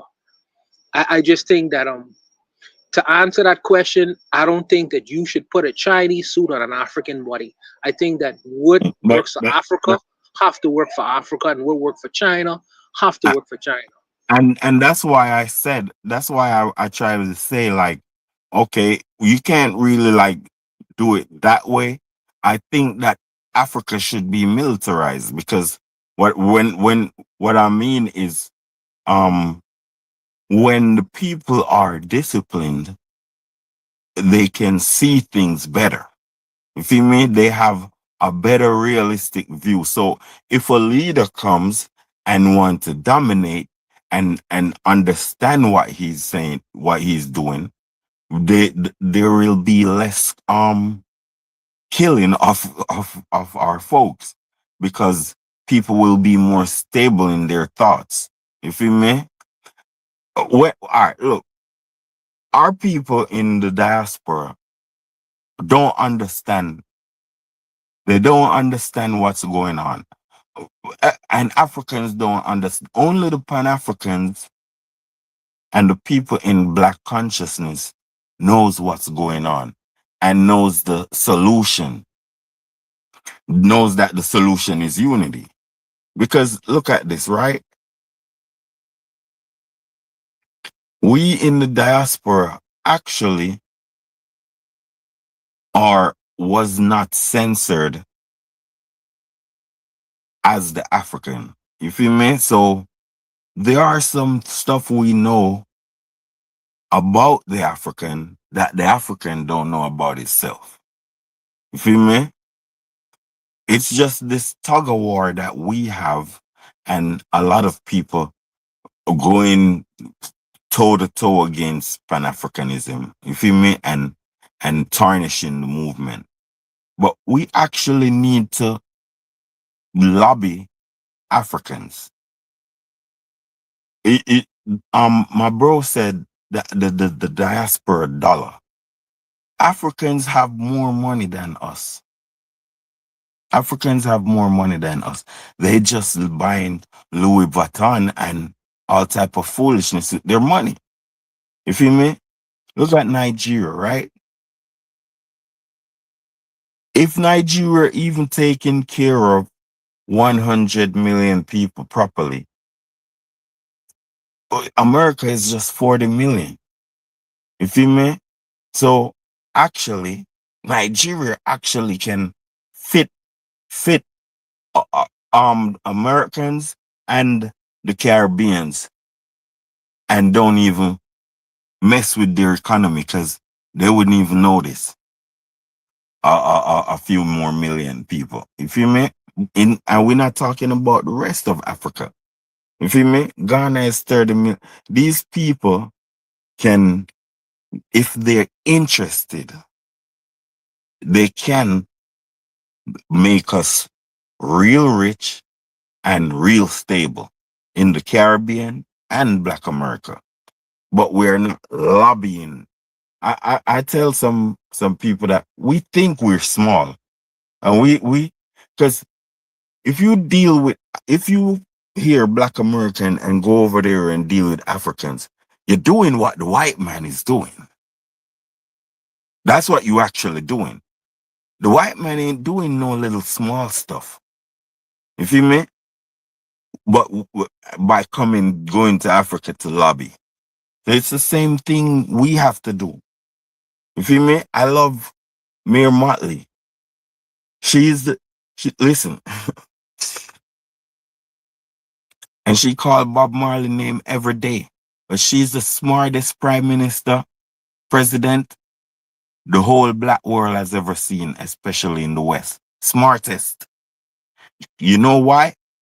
Because she tried to be friends with and brothers with our African people. You feel me? Ethiopia didn't open their dam. We didn't open their dam without calling her and say, come and see the inauguration. You feel me? So that's leverage. That's leverage. She gonna go speak to in the African Union one day too. So what I'm trying to say to you is, if we smart, we stop paying attention to the Western world and pay attention to Africans. You feel me? We can we can be the goal. We can sell gold over here. You have Jamaicans everywhere. You have Jamaica. In Jamaica, you have Bahamas. You feel me? Like Buana. I know Buana got a whole bunch of money, right? All you gotta do is go to Ghana, right? You feel me? And they have a gold board. I think, and lobby them, and you can talk to them and be like, listen, I'm from the diaspora. I want gold on the low, and you can talk to them and get that shit. You can go and get your own mine. You feel me? Because Guana is big like that. He's not no little chips dude. You feel me? But all I'm just telling you, my people, we have to lobby Africans, because Africans are Europeanized. You feel me? And Africans are directed. Their investment, what you call profiling, is Europe and America and white America. I'm telling you. All right, icon. All right. We still have Sorry. two other panelists. It's okay. We still have, we love rebuttals. We love replies. Just wait until we get all the panelists to share their thoughts, just because we only got a limited time. Let's go with Black Steel. Black Steel, what say you to Shoot the Breeze? Topic number 3: Can African diaspora investments replicate China's model? Not without China's cultural revolution, right? And you say you want to replicate what another country is doing, but you don't take the steps that they did to get to that point. And the thing is that Africa and China have very different histories. They were both victims of colonization. Whereas in Africa, you had direct colonization, you had settler colonization, whereas in China, they had spheres of influence, right? They intentionally got the Chinese people addicted to drugs and the opium trade and whatnot. China experienced what they call a century of humiliation. They were invaded by the Japanese in World War II, so they dealt with a war of basically of survival, basically, where the Japanese wanted to annex parts of China, exploit their resources. They had, they felt that the Chinese were inferior to them. So we have some similarities. We also have some differences too. There was a strong, and I think we have to remember the Chinese Civil War that happens after World War II. You have the nationalists under Chiang Kai-shek, and then you have the communists under Mao Zedong. So the communists win the Civil War, right? And then they go through a policy. They want to eliminate what they call the 4 O's, right? What were the 4 O's? The 4 O's were old ideas, old cultures, old customs, and old habits, right? So they need to eradicate certain elements of the Chinese society that was not supportive of communism, of their new ideas of social inequality, right? So this cultural revolution had to take place within China in order for them to use their massive population for industrial capacity. But there's also a bad side to that, right? Because everyone talks about the good of industrializing your society, but then they forget the bad parts of it. So in the 1970s, when the United States relocated many of their industries to China, many of their factories to China, right? Part of the reason that they did that was because the labor protections for the Chinese people was much less than that of the United States. There were no unions. There was no worker safety. There was no environmental controls. You could dump wherever. There was no protection for the wildlife unless it brought in tourist dollars. So you have mass exterminations of animals, like, for example, the South China tiger, which is extinct in the wild, the Yangtze porpoise, the Baji, which is extinct, all these other animals. So all the ecological damage that the Chinese really didn't care, because they were so focused on catching up and being able to rival the Western powers, with good reason, because again, these people had been invaded. What they called it a century of humiliation is what they experienced. First subjugation by the Western powers, and by the Japanese, and so on and so forth. Civil War, the Boxer Rebellion, the Taiping Rebellion. Millions of people are dying. It's hard when you talk about Chinese history and you hear like a rebellion, and then you look it up and it's like 30 million people died. It's like, what? It's like, how many people died? Like 15 million. It wasn't a big population. It's a couple million people. Who cares, right? So Africa, first of all, Africa has to be united. There's no one ideology that unites African people. And this is something that I think we're missing. There are many, the lack of an ideology that unites African people is our downfall, because you can bomb a people, you can starve a people, but you cannot starve an ideology, right? So what's the ideology that united the Chinese? Communism, right? Socialist practices, right? They wanted a planned state government. We don't have that. We were literally just talking about what level should there be some corruption in African governments. In China, they will execute you for corruption, right? These corrupt African leaders in places like Equatorial Guinea, in Togo, these people been in charge for 30, 40, 50, 60 years, right? They're not going to Ike's point, these people got to die. They're not going to relinquish power willingly, right? And I think unless we have that unifying ideology, it could be Ubuntu, it could be whatever African belief system you want. But if there has to be that unifying ideology, right? And I don't think there's African people I'm not saying haven't suffered enough, right? Because God knows we've suffered. But I think that especially within the Chinese condition, right? They had been under constant threat. So first of all, you had the Sino-Japanese War. You have the Japanese invading the country. Then you have the humiliation of the Boxer Rebellion. You have the Taiping Rebellion. You have the Opium Wars. All these conflicts and these constant humiliations. But the average Chinese person was not able to insulate themselves from that. And I feel that a lot of African people, they have especially in the upper classes, they don't feel it the way the poor people feel it. So they're content with the system as it is. So there would legit have to be, when I say there needs to be a cultural revolution, these people got to go. The Chinese in their system, they re-educated some of their people, quote unquote re-educated. The ones they didn't put in the dirt, they re-educated them. The last emperor of China, Puyi, what happened to him? They didn't kill him off like the French or the Russians did.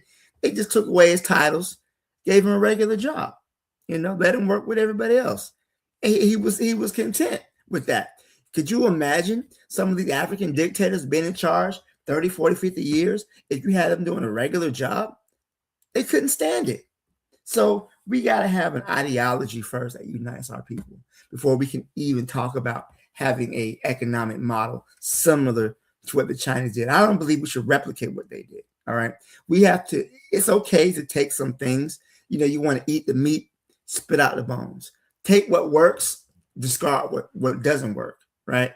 I don't want Africa to suffer ecologically the way China does, where you have cities which you can't even breathe in because the smog and the pollution is so great, where you have people who are work in these factories so much that they want to commit suicide, and they got to build nets around the factory to make sure you don't kill yourself. I don't want that for African people. I think that we can take what works and we can discard what doesn't work. So I'll leave it there. Thank you. Appreciate it, Black Steel. We had a lot in the comments here before we get to our last panelist. His thoughts. Cheryl in the chat says, "Yo, Buana, let me borrow 500 quick." Cheryl trying to get that money that I can. Said that Buana's racking in. Trigger Happy says, "Yep, feudalist ideas from their perspective." Trigger Happy adds, "Our cultural revolution has to embrace the old to create the foundation. Their cultural revolution has to remove elements of the old for better refinement." Trigger Happy also adds, "That's a difficult convo for many because many don't want to hear the needed balance of protecting and preserving nature because technological advancements is more important." All right. Well, last but not least, Amma, what say you to this Shoot the Breeze topic number 3? If I can find it, stand by. Can African diaspora investments replicate China's model with the current African political elite? Yeah, so definitely agreeing with what Black Steel is saying, and Trigger Happy in the comments about there definitely has to be a cultural revolution first. That's what's like kind of holding us back. We're just got you got Muslims here, you got Christians here, you got some black people in the what's the other one? Um, that thing they do in Israel, whatever that is. Judaism. There you go. Yeah, we all over the place, baby. But we doing too much. But that's part of our disunity. Definitely got to start there. But I do want to like highlight what the sister was talking about with just I understand the cultural aspect does absolutely have to be there, but she was just talking about the how like Africa's private sector, and this I'm just looking some of this stuff up as I'm going along, and she's just talking about how the private sector it makes up it's pretty much like the driving force for Africa's economy to transform. Like it's talking about like I'm just looking this up. Like 75% of investment. That's how much the private sector drives economic, I guess, transformation and success in Africa. So Africa has that thing. It's called the strengthening the private sector to boost continental trade and integration in Africa. I mean, they got some pretty good things here. They got, you got the regional integration, just agreements, across countries in Africa on just transforming trade, just building relationships um, outside of their own individual countries. I think that's key. That's important. Um, and also like them as addressing public and private partnerships cross borders too. I think I mean it's up to the African leaders, but if they see collaboration between the different countries in terms of how they're regulating resources, infrastructure, whatever, what have you, whatever improves like Africa in terms of energy, agriculture, and all of that. if they see that, maybe that can be a starting point. And like she said, it doesn't mean follow China. It doesn't mean do exactly what they do, Or because China's having some problems right now. That's a topic for another time. But I think those things in terms of policy and regulation, that collaboration across borders, I think that's something to definitely pay attention to. But it's like that combined with a cultural revolution. I feel like those are like that's like the moneymaker right there. Like if we could somehow combine those two things, like I think we would be good. And just keeping things in in Africa. So that's the AFTA, kind of shorten it. That's the initiative. But I think a lot of the times, because like we said, we haven't had a cultural revolution, we tend to let people in to that integration process that are not African. And I think that's where we kind of mess up, because your ideology, you want to do for Africa, but your ideology says do for everyone. And so or do for Islam or whatever. So that's kind of where we kind of drop the ball, because we have Africa has the tools. It's just it's the mindset. So I'll end it there.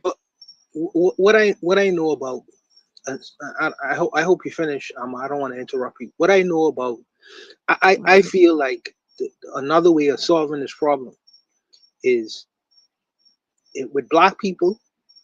I don't know if you all know this term, but we have a term in the Caribbean called "what monkey see, monkey do." I don't know if you all know about that, but I know for sure that the black people living in the West, the African people living in the West, has something that Africans don't, which is a very common history, that resonates throughout from North America, from Canada, straight down to the bottom of South America. We have a very common history. That's number one. Number two, there are things that we have learned in the West in terms of industrialization, right? That if we pool the intellectual talents from all these black people in the Western world, I think that we'll make ourselves a very powerful bloc in the Western world. And what monkey see, monkey do. If the Africans see us doing it, they gonna want to do it too, because they are brothers and sisters. They go just like the AES spreading around Africa like a virus. And I think that our common history, we don't have the baggage. And I don't mean to be disrespectful of none of my African continental brothers, but we don't have the baggage in continental Africa where they would fight over tribal distinctions than we have in the West. Now, there are people who working to create these things, where there wasn't none. And American government see the need to disrupt that unity from happening, because they know the possibility of what China did could be replicated with black people, with African people in the Western world. And I think that this is my personal belief, that this is the advantage the Africans have in the West that the brothers and sisters on the continent may not necessarily have. They'll argue for years over tribes, but our holding on to them tribal distinctions has been taken away from us. You know what I mean? We kind of get clear to who our external enemies are. You know what I mean? And we have learned certain things in the West where I believe they'll be beneficial to show the rest of see, Marcus Garvey almost accomplished it, He almost accomplished it. He got very, very close. but I think it's for us to complete the task. And I think that what is true for the West, monkey see, monkey do, I think the rest of the black diaspora or the Africans on the continent will want to do the same kinds of things, or be led to. And I ain't saying we lead the Africans on the continent. I'm saying that our brothers, we are a mirror of each other. We are a mirror of each other. But I think that there are some things that we have learned and lost, and to our benefit, that we could benefit from as opposed to the brothers and sisters on the continent. So if I was to try to use the Chinese suit, I would use it in the Western world and on the Africans in the Western world. My opinion. So Guana, you right, because look how we send in bad messages. We send in bad messages to Africans. Um African woman is inspired by Black American women, and African men are somewhat inspired by Black American men. But the messaging is wrong, and that's why they kill all the leaders from over here, and instill vulgar music, and same with Jamaican. So right now, because Africans don't have no choice as to what they're hearing, they be embracing these ranchy rap music and Jamaican ranchy music. You feel me? They used to love reggae music, but the Jamaican and the government is killing reggae music in Jamaica. So, but they establishing dancehall music, which is full of violence and all that stuff. You feel me? Sexualizing everything. So that's what's that, and you can see it has an impression on Africans. So, but to tell you the truth, we have a big impression on Africans, and we actually need to be very careful how we behave, because we we need Africans to be sensitized to our condition, and understand that they need to also invest in us. You feel me? That's what I was saying earlier before someone said I was rambling. Hold up, brother. Hold up for a second. 1 second. Hold on. Because, okay, I see what you're saying about the influence of America America has that effect on the world because we've got because I'm not going to say we, but they've got their hands in everybody's business. So it's only natural Sure. that everybody looks at America and says, "Oh, we're going to go do this." But also keep in mind who controls the media and the The propaganda and media. all of that. So when you saying things like, "Oh, Jamaican this bad music and the rap music this and that," just keep in mind that's not representative of the people that live there. So I just want to make sure we gotta keep that very clear. Yeah, That's not I totally understand, because I remember I did say the Jamaican government is trying to kill reggae music and establish dancehall music on a popular level. You feel me? And it's the same thing with American music, where the Jews control it, and they are instigating what type of music the dudes should make. You feel me? So they are, and because they know that we impact Africa, what are the whole plan is to make us, the whole plan is to make us practically be too corrupt for godliness. Did you know that? That's what their plan is like. Their plan is to say, okay, they gonna turn us into murderers, all type of terrible beast type of thing. So we destroy our souls. That's what they all working on. The Jews, everybody. They trying to make us disrespect our soul. And so in the afterlife, we are somewhat corrupt. You feel me? And our heart is heavy. So that's all they're doing. They cannot make us uncorruptible. They cannot afford to do that. So that's why they're trying to make us raggedy. But that's why I say that Pan-Africanism, we black people need to stop fighting against our heroes and start endorsing our heroes and put them on front page and endorse Pan-Africanism, because that's the only way. As someone said, we need a cultural revolution. Well, we can only have a Pan-African Black conscious cultural revolution because we are Black, we're not Chinese. You feel me? So that should be our cultural revolution. I think we should start treating Pan-Africanism as our goddamn religion. You feel me? Go ahead, my people.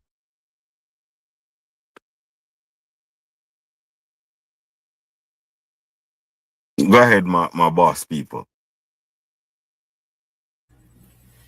Any replies? Any run back statements? Otherwise, we can move on to shoot the breeze topic number 4. This will probably be our last one, just because of time constraints. But it comes from the current situation that's going on in the Caribbean, and it's a heavy one, and it follows a video as well. And so sorry, let me change that here. Excuse me. It's supposed to be number 5, but we're crunched for time, so call number 4. So shoot the breeze topic number 4. This will be our last one. Once again, if you're hearing my voice, I'm Jacadero, filling in for Brother Koku on Shoot the Breeze episode 234, and it is Cuba the next Haiti? If you haven't been following, the U.S. is putting a lot of pressure on this island. So again, is Cuba the next Haiti? Follows a video. Let's take a look and see what's going on. Tonight, Cuba is in the dark.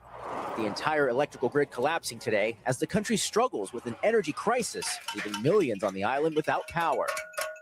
During this latest blackout, people have been spilling out to the streets here for hours. Fortunately, some cloud cover to keep them from this blistering heat. It's been 3 months since a drop of oil has reached the country. Highways are empty because there's no gas. Women are delivering babies in dark hospitals with no electricity. Conditions are deteriorating. I sat down exclusively with Deputy Prime Minister Oscar Perez Oliva Fraga, considered by many to be Cuba's economic czar. His plan to attract more foreign investors, including large companies from the United States. He says Cuba is open to having a fluid commercial relationship with U.S. companies, with Cubans residing in the United States and their descendants. This person tells me it would be a breath of fresh air. And while there are people in the United States who legally do business with Cuba, Washington's trade embargo restricts many companies from doing authorized business there. Today, President Trump was asked about taking Cuba. Taking Cuba, I mean, whether I free it, take it, I think I could do anything I want with it. What a relationship would look like, though, remains to be seen, particularly since Congress has to vote, and many in Congress are skeptical. I would ask and advise any Cuban that lives here or any Cuban in exile, please, don't invest in Cuba. You're wasting your time. Today, Cuban-American activists in Miami came together to send a message. If we don't have any change in political rights, if we don't have any political guarantees, there's no economic change that's possible. Freedom is to be able to choose your destiny. It's about Cuban sovereignty, not about business. And tonight, those Cubans plunged into darkness will come here along Havana's iconic seawall to not only cool off, but escape the reality of the situation. Hallie? All right, and that is a video for our Shoot the Breeze. Topic number 4 is Cuba, the next Haiti. This more likely will be our last topic just for the night because we're pressed for time. We'll start off with Black Steel. Black Steel, what say you? Is Cuba the next Haiti? Man, every country in the global south, you said the next Haiti, right? Haiti, Palestine, Venezuela, take your pick, right? The truth of the matter is, right, we are in the dying throes of empire, right? The American empire is feeling the pressure. They're overextended. They're getting, so what happens when empires start to collapse on each other? They lash out, right? The most dangerous type of animal is a wounded animal. So we're starting to see, these military ventures, these attacks on other countries' sovereignty. Cuba has long been marked for government change, right? It's so funny how the Cuban Americans, the gusanos, as Castro called them, Spanish for worms. He called them worms. So it's so funny how they sit up here and they talk about how there needs to be regime change in the government, right? The United States has done over a 60-year illegal blockade of a foreign nation, right? To stifle their economic growth, their cultural growth, to block them off from their neighbors. It would be bad enough if America said we don't want to do business with Cuba. That's fine. But the fact that they're sanctioning and they're punishing other nations who do business with Cuba, who accept Cuban doctors. So Mexico is trying to send Cuba oil. The Russians have 2 tankers they're sending to Cuba now. And the State Department says the Cubans will not be allowed to accept this. Who is the United States Treasury Department to tell another country what another country can take, right?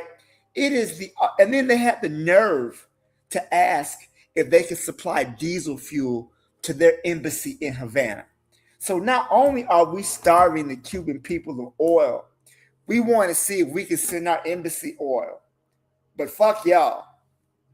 So it is the audacity that is on sale right now in when dealing with the United States and this issue. They want Cuba to be what it was before the Communist Revolution. Cuba had a corrupt dictator by the name of Batista. You had organized crime that was running the city and getting the profits. Only 4% of the population could read. Massive problem with inequality in healthcare. They want to bring that back. The Cuban people are standing strong. I hope Russians and Mexico are willing to stand up to the United States. But yeah, they want to destabilize the whole Caribbean area, not just Cuba, not just Haiti. That's where they're bombing, killing people in the Caribbean Sea on the suspicion of importing drugs. They just want to be able to assert their dominance over the entire region. It's the Monroe Doctrine, which is taught about in the early 19th century, that the United States they're the ones who control foreign affairs in this side of the world. At the time they said it, they couldn't enforce it. So now they can. And now they're wanting to be able to exert their dominance, tell you who you can trade with, who you can buy from, who can build your infrastructure, and so on and so forth. And if you don't, then we'll sanction your economy into oblivion. So that's just my thought. Yeah, they want to make it the next Haiti. They want every nation, if it doesn't bow down to them, because that's the only thing they can really do. They can't beat any other country. They got to pick on these little small countries. They got to go after countries like Grenada and Vietnam and people who can't really fight back. But when you go up against somebody who can actually bloody your nose, then you want to talk about doing all type of situations. Trigger Happy brings up an excellent point. After the U.S. lost in Vietnam, they went to go pick on Grenada to feel better about themselves. They got their ass whooped by the Vietnamese rice farmers who were dying of starvation. So again, once Iran is putting belt to ass, they're going to say we won, and then Cuba's next. I put money on it. All right. I'll leave it there. Thank you. Appreciate it, Black Steel.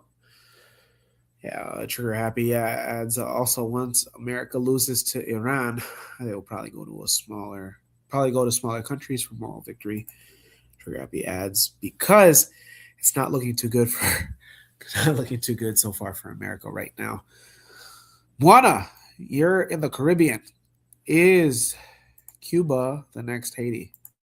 All I gotta say is, los pueblos de Cuba son revolucionarios para 60 años. You know, they've been revolutionary for 60 freaking years. You know, they already have been conditioned. Now, the American government, make no mistake about it, they may be able to take out the leader in Cuba, you know, with with Paquito Marcos, with little Marco, they may be able to take out the leadership. However, I'm gonna tell you something. They are revolutionary people. They have the spirit of Fidel Castro inside of them. Generations now. So even if you decide to put in a tin pot dictator, and someone foolish enough to be an American so-called representative, prime minister, premier, presidente, el presidente de Cuba, what's gonna happen is then there's gonna be an uprising, and he is going to be deposed. You may be able to conquer lands, but you have to be able to maintain the lands that you conquer over. So unless America decides to be in Cuba permanently, there is always going to be some revolutionary and say, I don't mind socialism in Cuba. I don't mind. Matter of fact, we need to go harder. We need to go harder. We need to raise the ancestors of Cuba and Che and all these other people. It's just a matter of time before that land is taken back over. So, like I say, unless the United States decide to remain in Cuba permanently, it's gonna be taken back. It is what it is. It is what it is. So I mean, try the hardest you can. These people have been in condition for generations now. So like I said, unless you plan to have your boats permanently around Cuba, and I think Mexico did decide to send boats to Cuba, and I think that the Russians, I would like to see how that play out, decided to send oil to Cuba as well. So we'll see how that works out for them. We'll see, and they are. I know the Blancos in South Florida. I know they want to have their so-called places back or whatever. That's a dream. This is a dream. This is a dream. You're not, like I say, even if you take Cuba back and kill out all their leaders, there are millions of people willing to replace them. So the language of Cuba is revolution, just as in the United States, by the way. The United States is a revolutionary country, so they should know better. There are some people you shouldn't F with, like the Haitians. Whenever the Americans send a 10-port leader to Haiti, his days are numbered. His days are numbered. He ended up leaving running.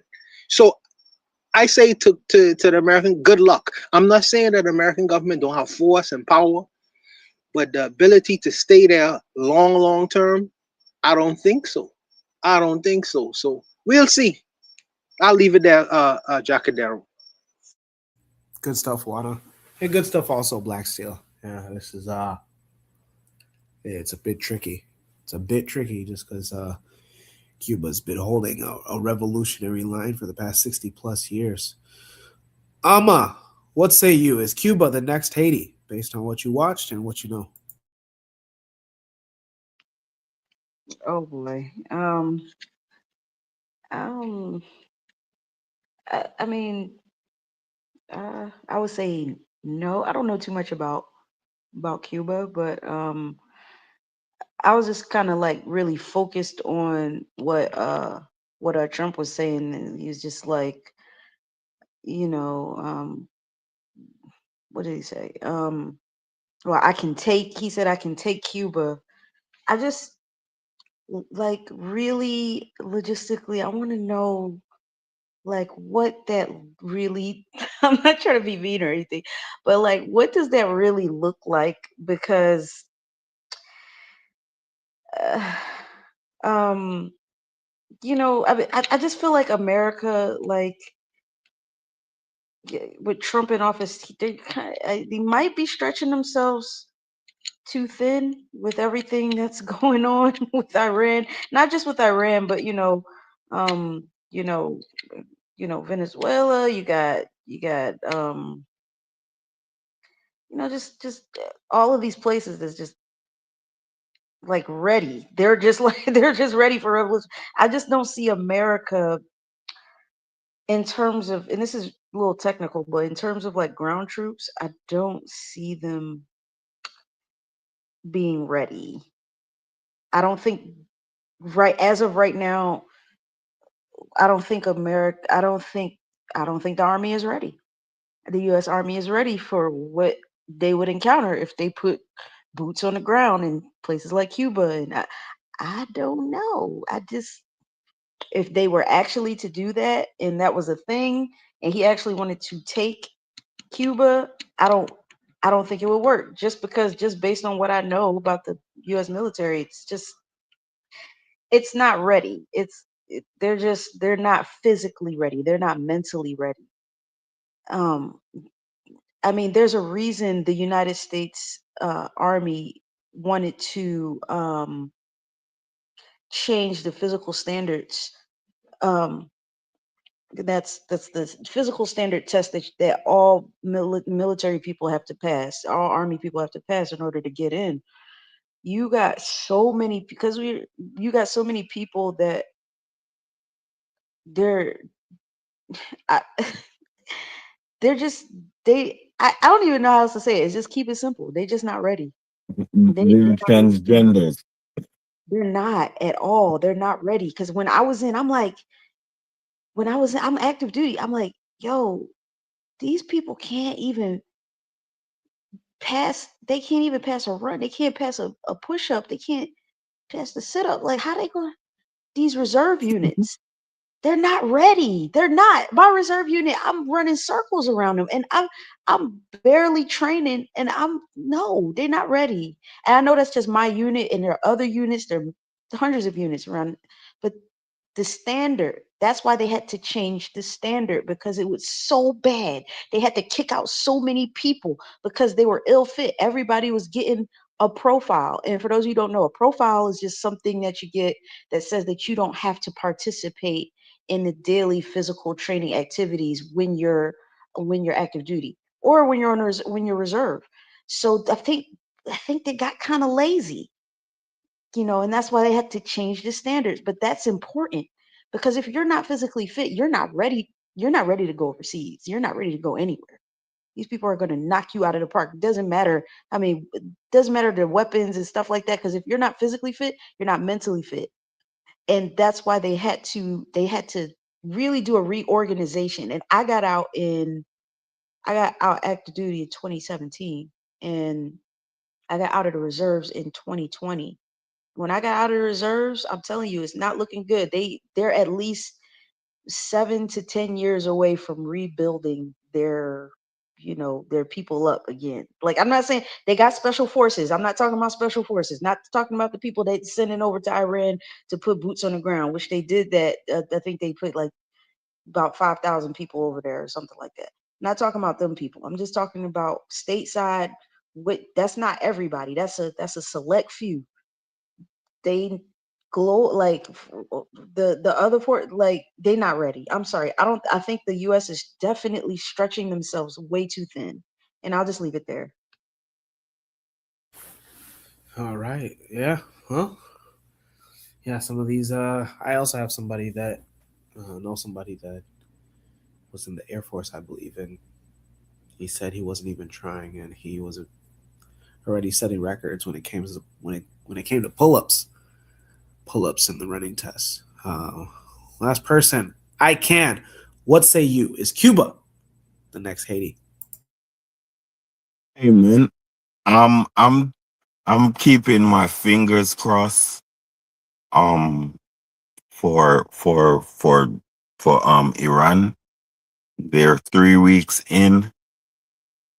U.S. is confronted with losing $1 billion per day. You feel me? In expenditure. So I think that Iran is holding out good, and I think that's what gonna defeat America. It's not really like force. It's just to hold hold, especially, that's why you see they send in those troops, because they think they can hold the straits. You feel me? So I hope Iran can prevent that, because I think that the United States need payback for what they're doing to Cuba.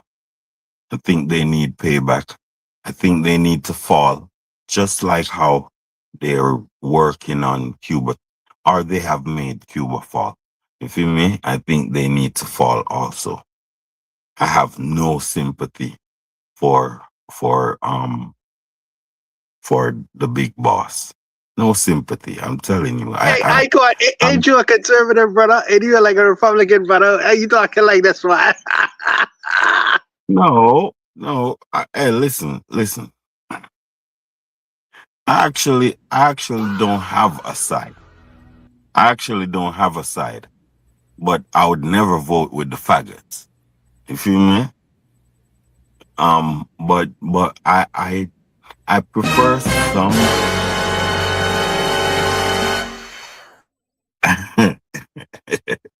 You feel me? But I prefer a lot of.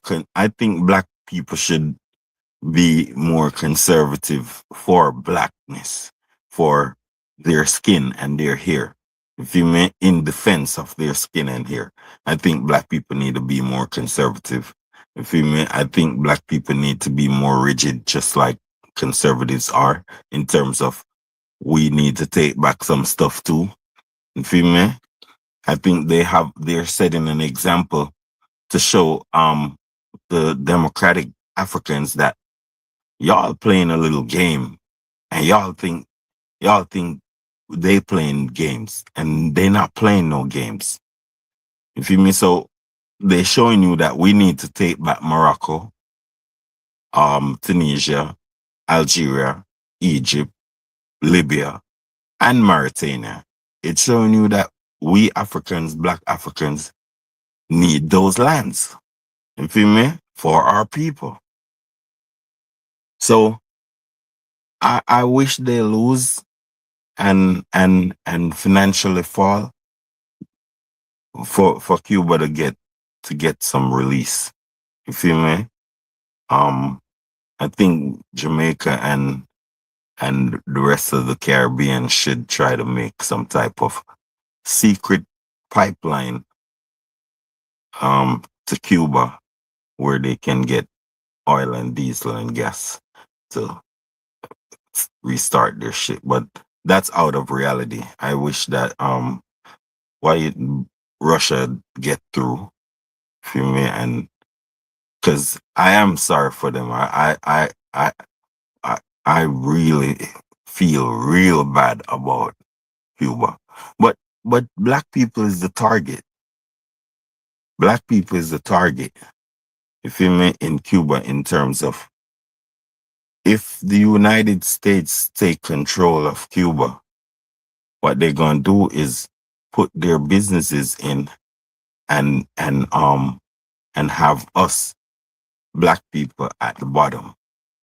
You feel me? So I don't want America to win this war that they're in, because if they win this war, right now, this war, a, a lot of Sudanese people is getting a release. Is getting a relief, because our both slave masters, have always been on a team, and we think they're not together. But the Islam and Christianity is working together against black people. You feel me? It's a whole conspiracy. They have raced for Africa, religious race, where that's why you see Muslims was doing forced conversion. You feel me? Even now they're doing forced conversion. So what they're doing is, that's why they become 1 billion Muslim, because most of it is force and fear and and capitulation to our to the force of Islam. You feel me? To the force of what you call intimidation that people get. So that's why Islam is so big, because most of it is by force. Same with Christianity, but more milder. You feel me? Because Christianity is all of them mix bad with good. So that's what's going on with us. We are totally fragmented in our minds because of these religions that was forced on us, man. But Iran gonna win. I have faith that Iran gonna win. I'm surprised at the weapons that Iran got. I think it's superpower weapons. And if they can hold out, I think they can break America financially, because it's already in problems. You feel me? I wish they add another 2 trillion debt on America in the next few months. I hope they will keep it up till maybe 1 year, 2 year. I don't care. You feel me? But I don't think they're supposed to get the streets. Sorry to say.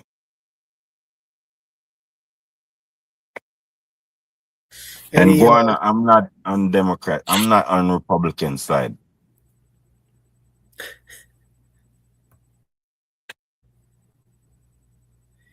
any Go ahead, sorry. replies? Go ahead, Any sorry, sir. Yeah, any replies? Any rebuttals? Yeah, sure. I don't know if Black Steel went. Black Steel, did you go? Because I don't want to interrupt you, brother. I went already. Go ahead, Juan. Yeah, I'm in two minds about it. You know, as far as Iran is concerned, because I can't bring up Iran. And the only thing I would say to that is the Caribbean. Let me speak about the Bahamas. We're already paying $5 a gallon, brother. So since we buy from the United States, that means the price of oil going up. So we could be paying $10 while they were paying $5 for gas in America. Yeah, it could really hurt us very badly, bro. And I understand, you know, you can't invade an independent country. You can't unalive the children of that country. My heart goes out to them. And it's true. I feel some way about that. You have to fight for your country. But the indirect results of that is, you know, we getting a beating right now. And now, since the price of products going up, because the Strait of if the America can't access the Strait of Hormuz, right, they have to find another way.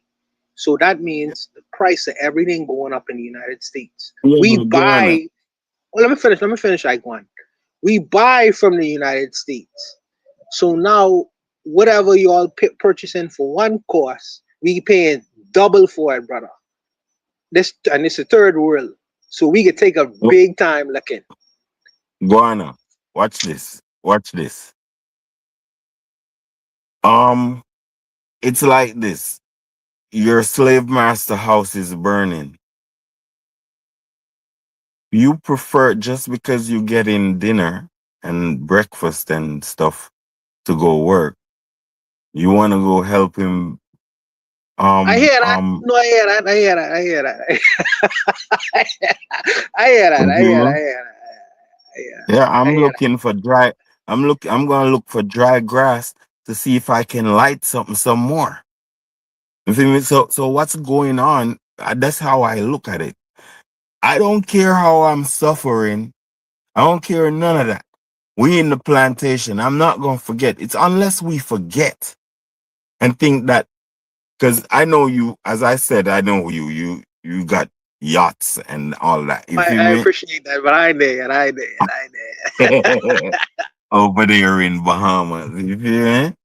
On the white sand. But listen, bro, boss man, we not the power. We not white people living better than you in Bahamas and accessing better places than you in Bahamas. You feel me? Same with me in Jamaica. White people get better life, all that. I'm tired of that type of stuff. I'm tired of it. I want somebody to fall. You feel me? If I'm even there and I gotta suffer a little bit, I want them to fall. I even want to watch them goddamn fall, dude. It's 500 years of us under this bitch. Feel me? And the wickedness they are doing in front of us. You feel me? Imagine what they look. Imagine all the women that is living in darkness in Cuba. Where are the women that love women so much and fighting for all this woman stuff? Don't they see women suffering over there? You feel me? It's like our morals are like total disoriented. I don't care about America. I don't. If the light goes off, fine. So what? I want them to feel exactly what Cuba is feeling. I want them to feel if I could do it, I would do it too. But I want them to feel exactly that, because that shit is real powerless and spiteful. Feel me? That shit is very, very spiteful and very, very what you'd call inhumane. You feel me? And people should pay for this shit, man. People should pay for this shit. And that's why I'm telling you, they are a lot of them even close to white. And you treating them like that. You feel me? Hey, man, we have to focus on what really benefits Africa. We don't come from America. We don't have to stay in America. We don't have to be here. This is not where we come from. We come from Africa. And if we think that way, then we know that we don't have to be here with them. You feel me? We got milk and honey land. We got the land of milk and honey right in Africa. The land of gold. The land where all civilization got rich off. The Africa is the reason why America is rich and Europe is rich. That's the only reason why, and by extension, China is rich. All of them out of Africa. You feel me? All of them. So we need to understand that, and that's where our destination is.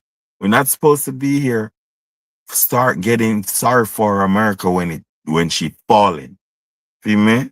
That's why with this love and this loyalty that we hear of FBA them and all that, it gonna be sad for them when this bitch fuck up. You feel me? Because you're destroying your roots and walking on some other road. You feel me? But that's the end of my rant. I appreciate you. I can. Anybody else? Black Steel, Buana, any last remarks here before we close out the show with some shout outs? No, Icon made a legitimate point. You know, if the plantation is burning, you're supposed to help the plantation burn. It's indirect consequences. But I understand what he's saying. I understand what he's saying. And like I said, this is the reason why I'm in two minds about it.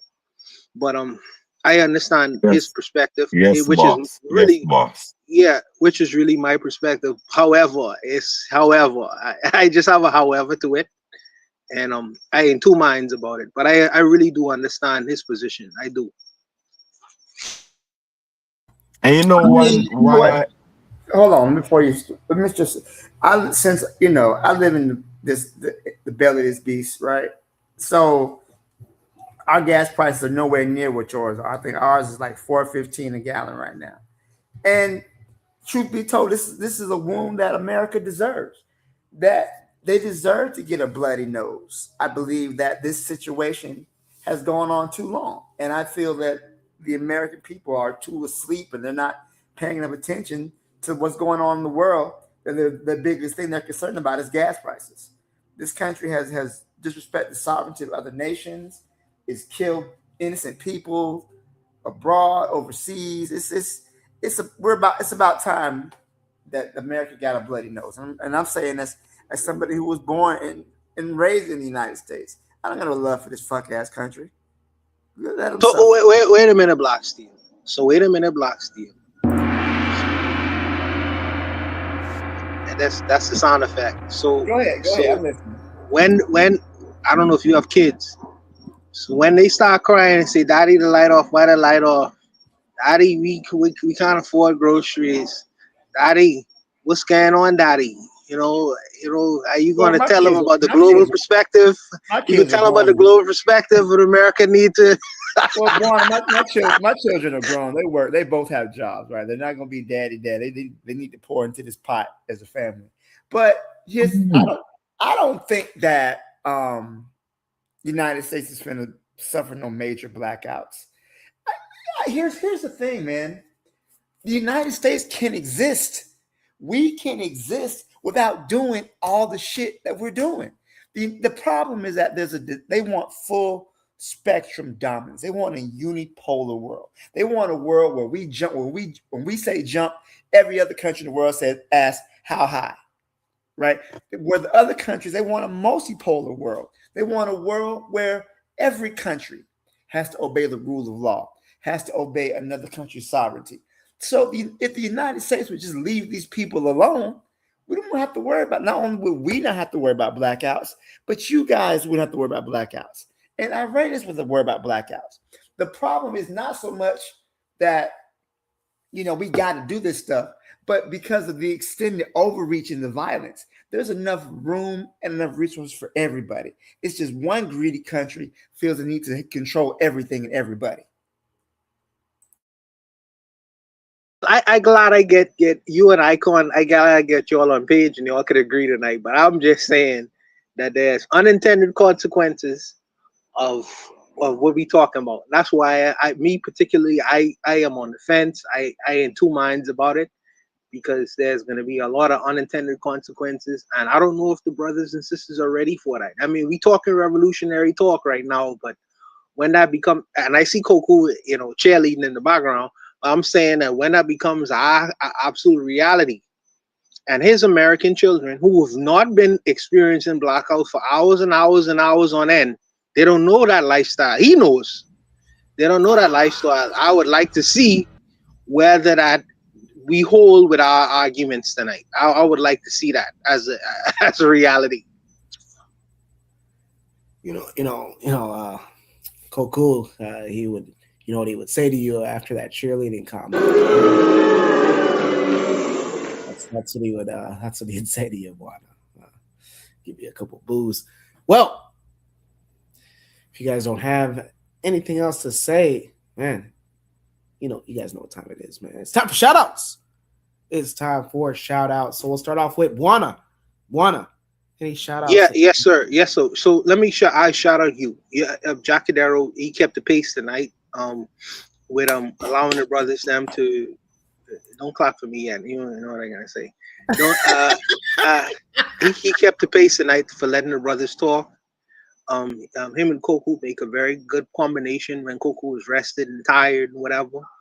He does his thing. So shout out to Jacadero. Don't forget Omaha, Nebraska, and his organization as well. And what he does in Omaha, Nebraska. Please, if you have the resources to contribute to what the young brother is doing in Omaha, Nebraska, in terms of assisting Black people with skill sets and different things of that nature. Shout out to Black Steel as well for holding on the fort in terms of South Florida and his teaching and educating the young babies, and the next generation of people. Icon Fire made some very relevant points tonight. I know sometimes Icon can be very wordy, but a shout out to him and much love to Amma, the sister Amma. The people who hold down the fort tonight. So shout out and respect to everyone who made great contributions tonight, including the chat as well, Trigger Happy and a lot. So I'll leave it there. I appreciate it. Buana. Black Steel, what say you? Any shout outs for this week?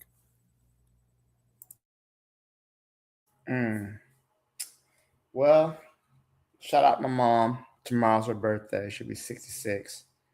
What else? Just shout out everybody on the panel. That's really it today. Thanks. Appreciate you. Black Steel in the chat, Trigger Happy gives a shout out and he says, shout out. My shout out will be to Senegal. They are standing tall against the CAF corruption. Yeah, if you don't already know, the Africa Cup of Nations soccer or football tournament happened in January. The final at least happened in January, and Senegal ended up winning. But almost 2 months later, because of what had taken place in the game, what was allowed to take place in the game, where majority, if not 90% to 95% of the team, of Senegal's team, went to the locker room with only the captain remaining on the field. The game did resume once the players 15 to 17 minutes later returned from the locker room after protesting a controversial penalty. The officials of the AFCON reversed Senegal's win and gave the win to Morocco. And they gave them 3 points, so 3-1. But Senegal's entire team, including the president of the football operations, has said that the trophy will stay in Senegal. So shout out to them. Culture Education says, shout out to Jacadero, man. Shout out to you. Shout out to you guys. Shout out to each and every one of you guys. Every week, you guys are showing up. Shout out to Koku as well for allowing me to take over whenever he is not able to. So shout out to Brother Koku. If you are listening and you want to be a part, again, the Discord is there. The Bitter Medicine Podcast Discord. It's where you can share your ideas. Also share your own topics to be featured on upcoming weeks' Shoot the Breeze episodes. I am Jacadero, and I represent the Empowerment Network, the strongest Black organization for like-minded collaborations here in the Midwest. So we partner with sister cities like Tulsa, Oklahoma, Kansas City, Missouri, Memphis, Tennessee, Lansing, Michigan, and everything outside and in between. The ticker is on the bottom of your screen. Visit us at www.empoweromaha.com. We have a very new website. It's colorful. It's not boring anymore. Connect with us. In May, we always do the Rebuilding a Village Conference. 1 year, we had Magic Johnson as a keynote speaker. This year, there's going to be somebody that's pretty well known. You guys should know this person. So if you want to be a part of it, reach on. Aside from that, if there's nothing else, we'll see you guys next week. More than likely, Koku will be back. With that being said, Shemi M. Hotep, Uncle Ja Seneb Neb, and Bwana, Kwaheri Bwana. Huh? A little Swahili. You guys enjoy the rest of your guys this weekend.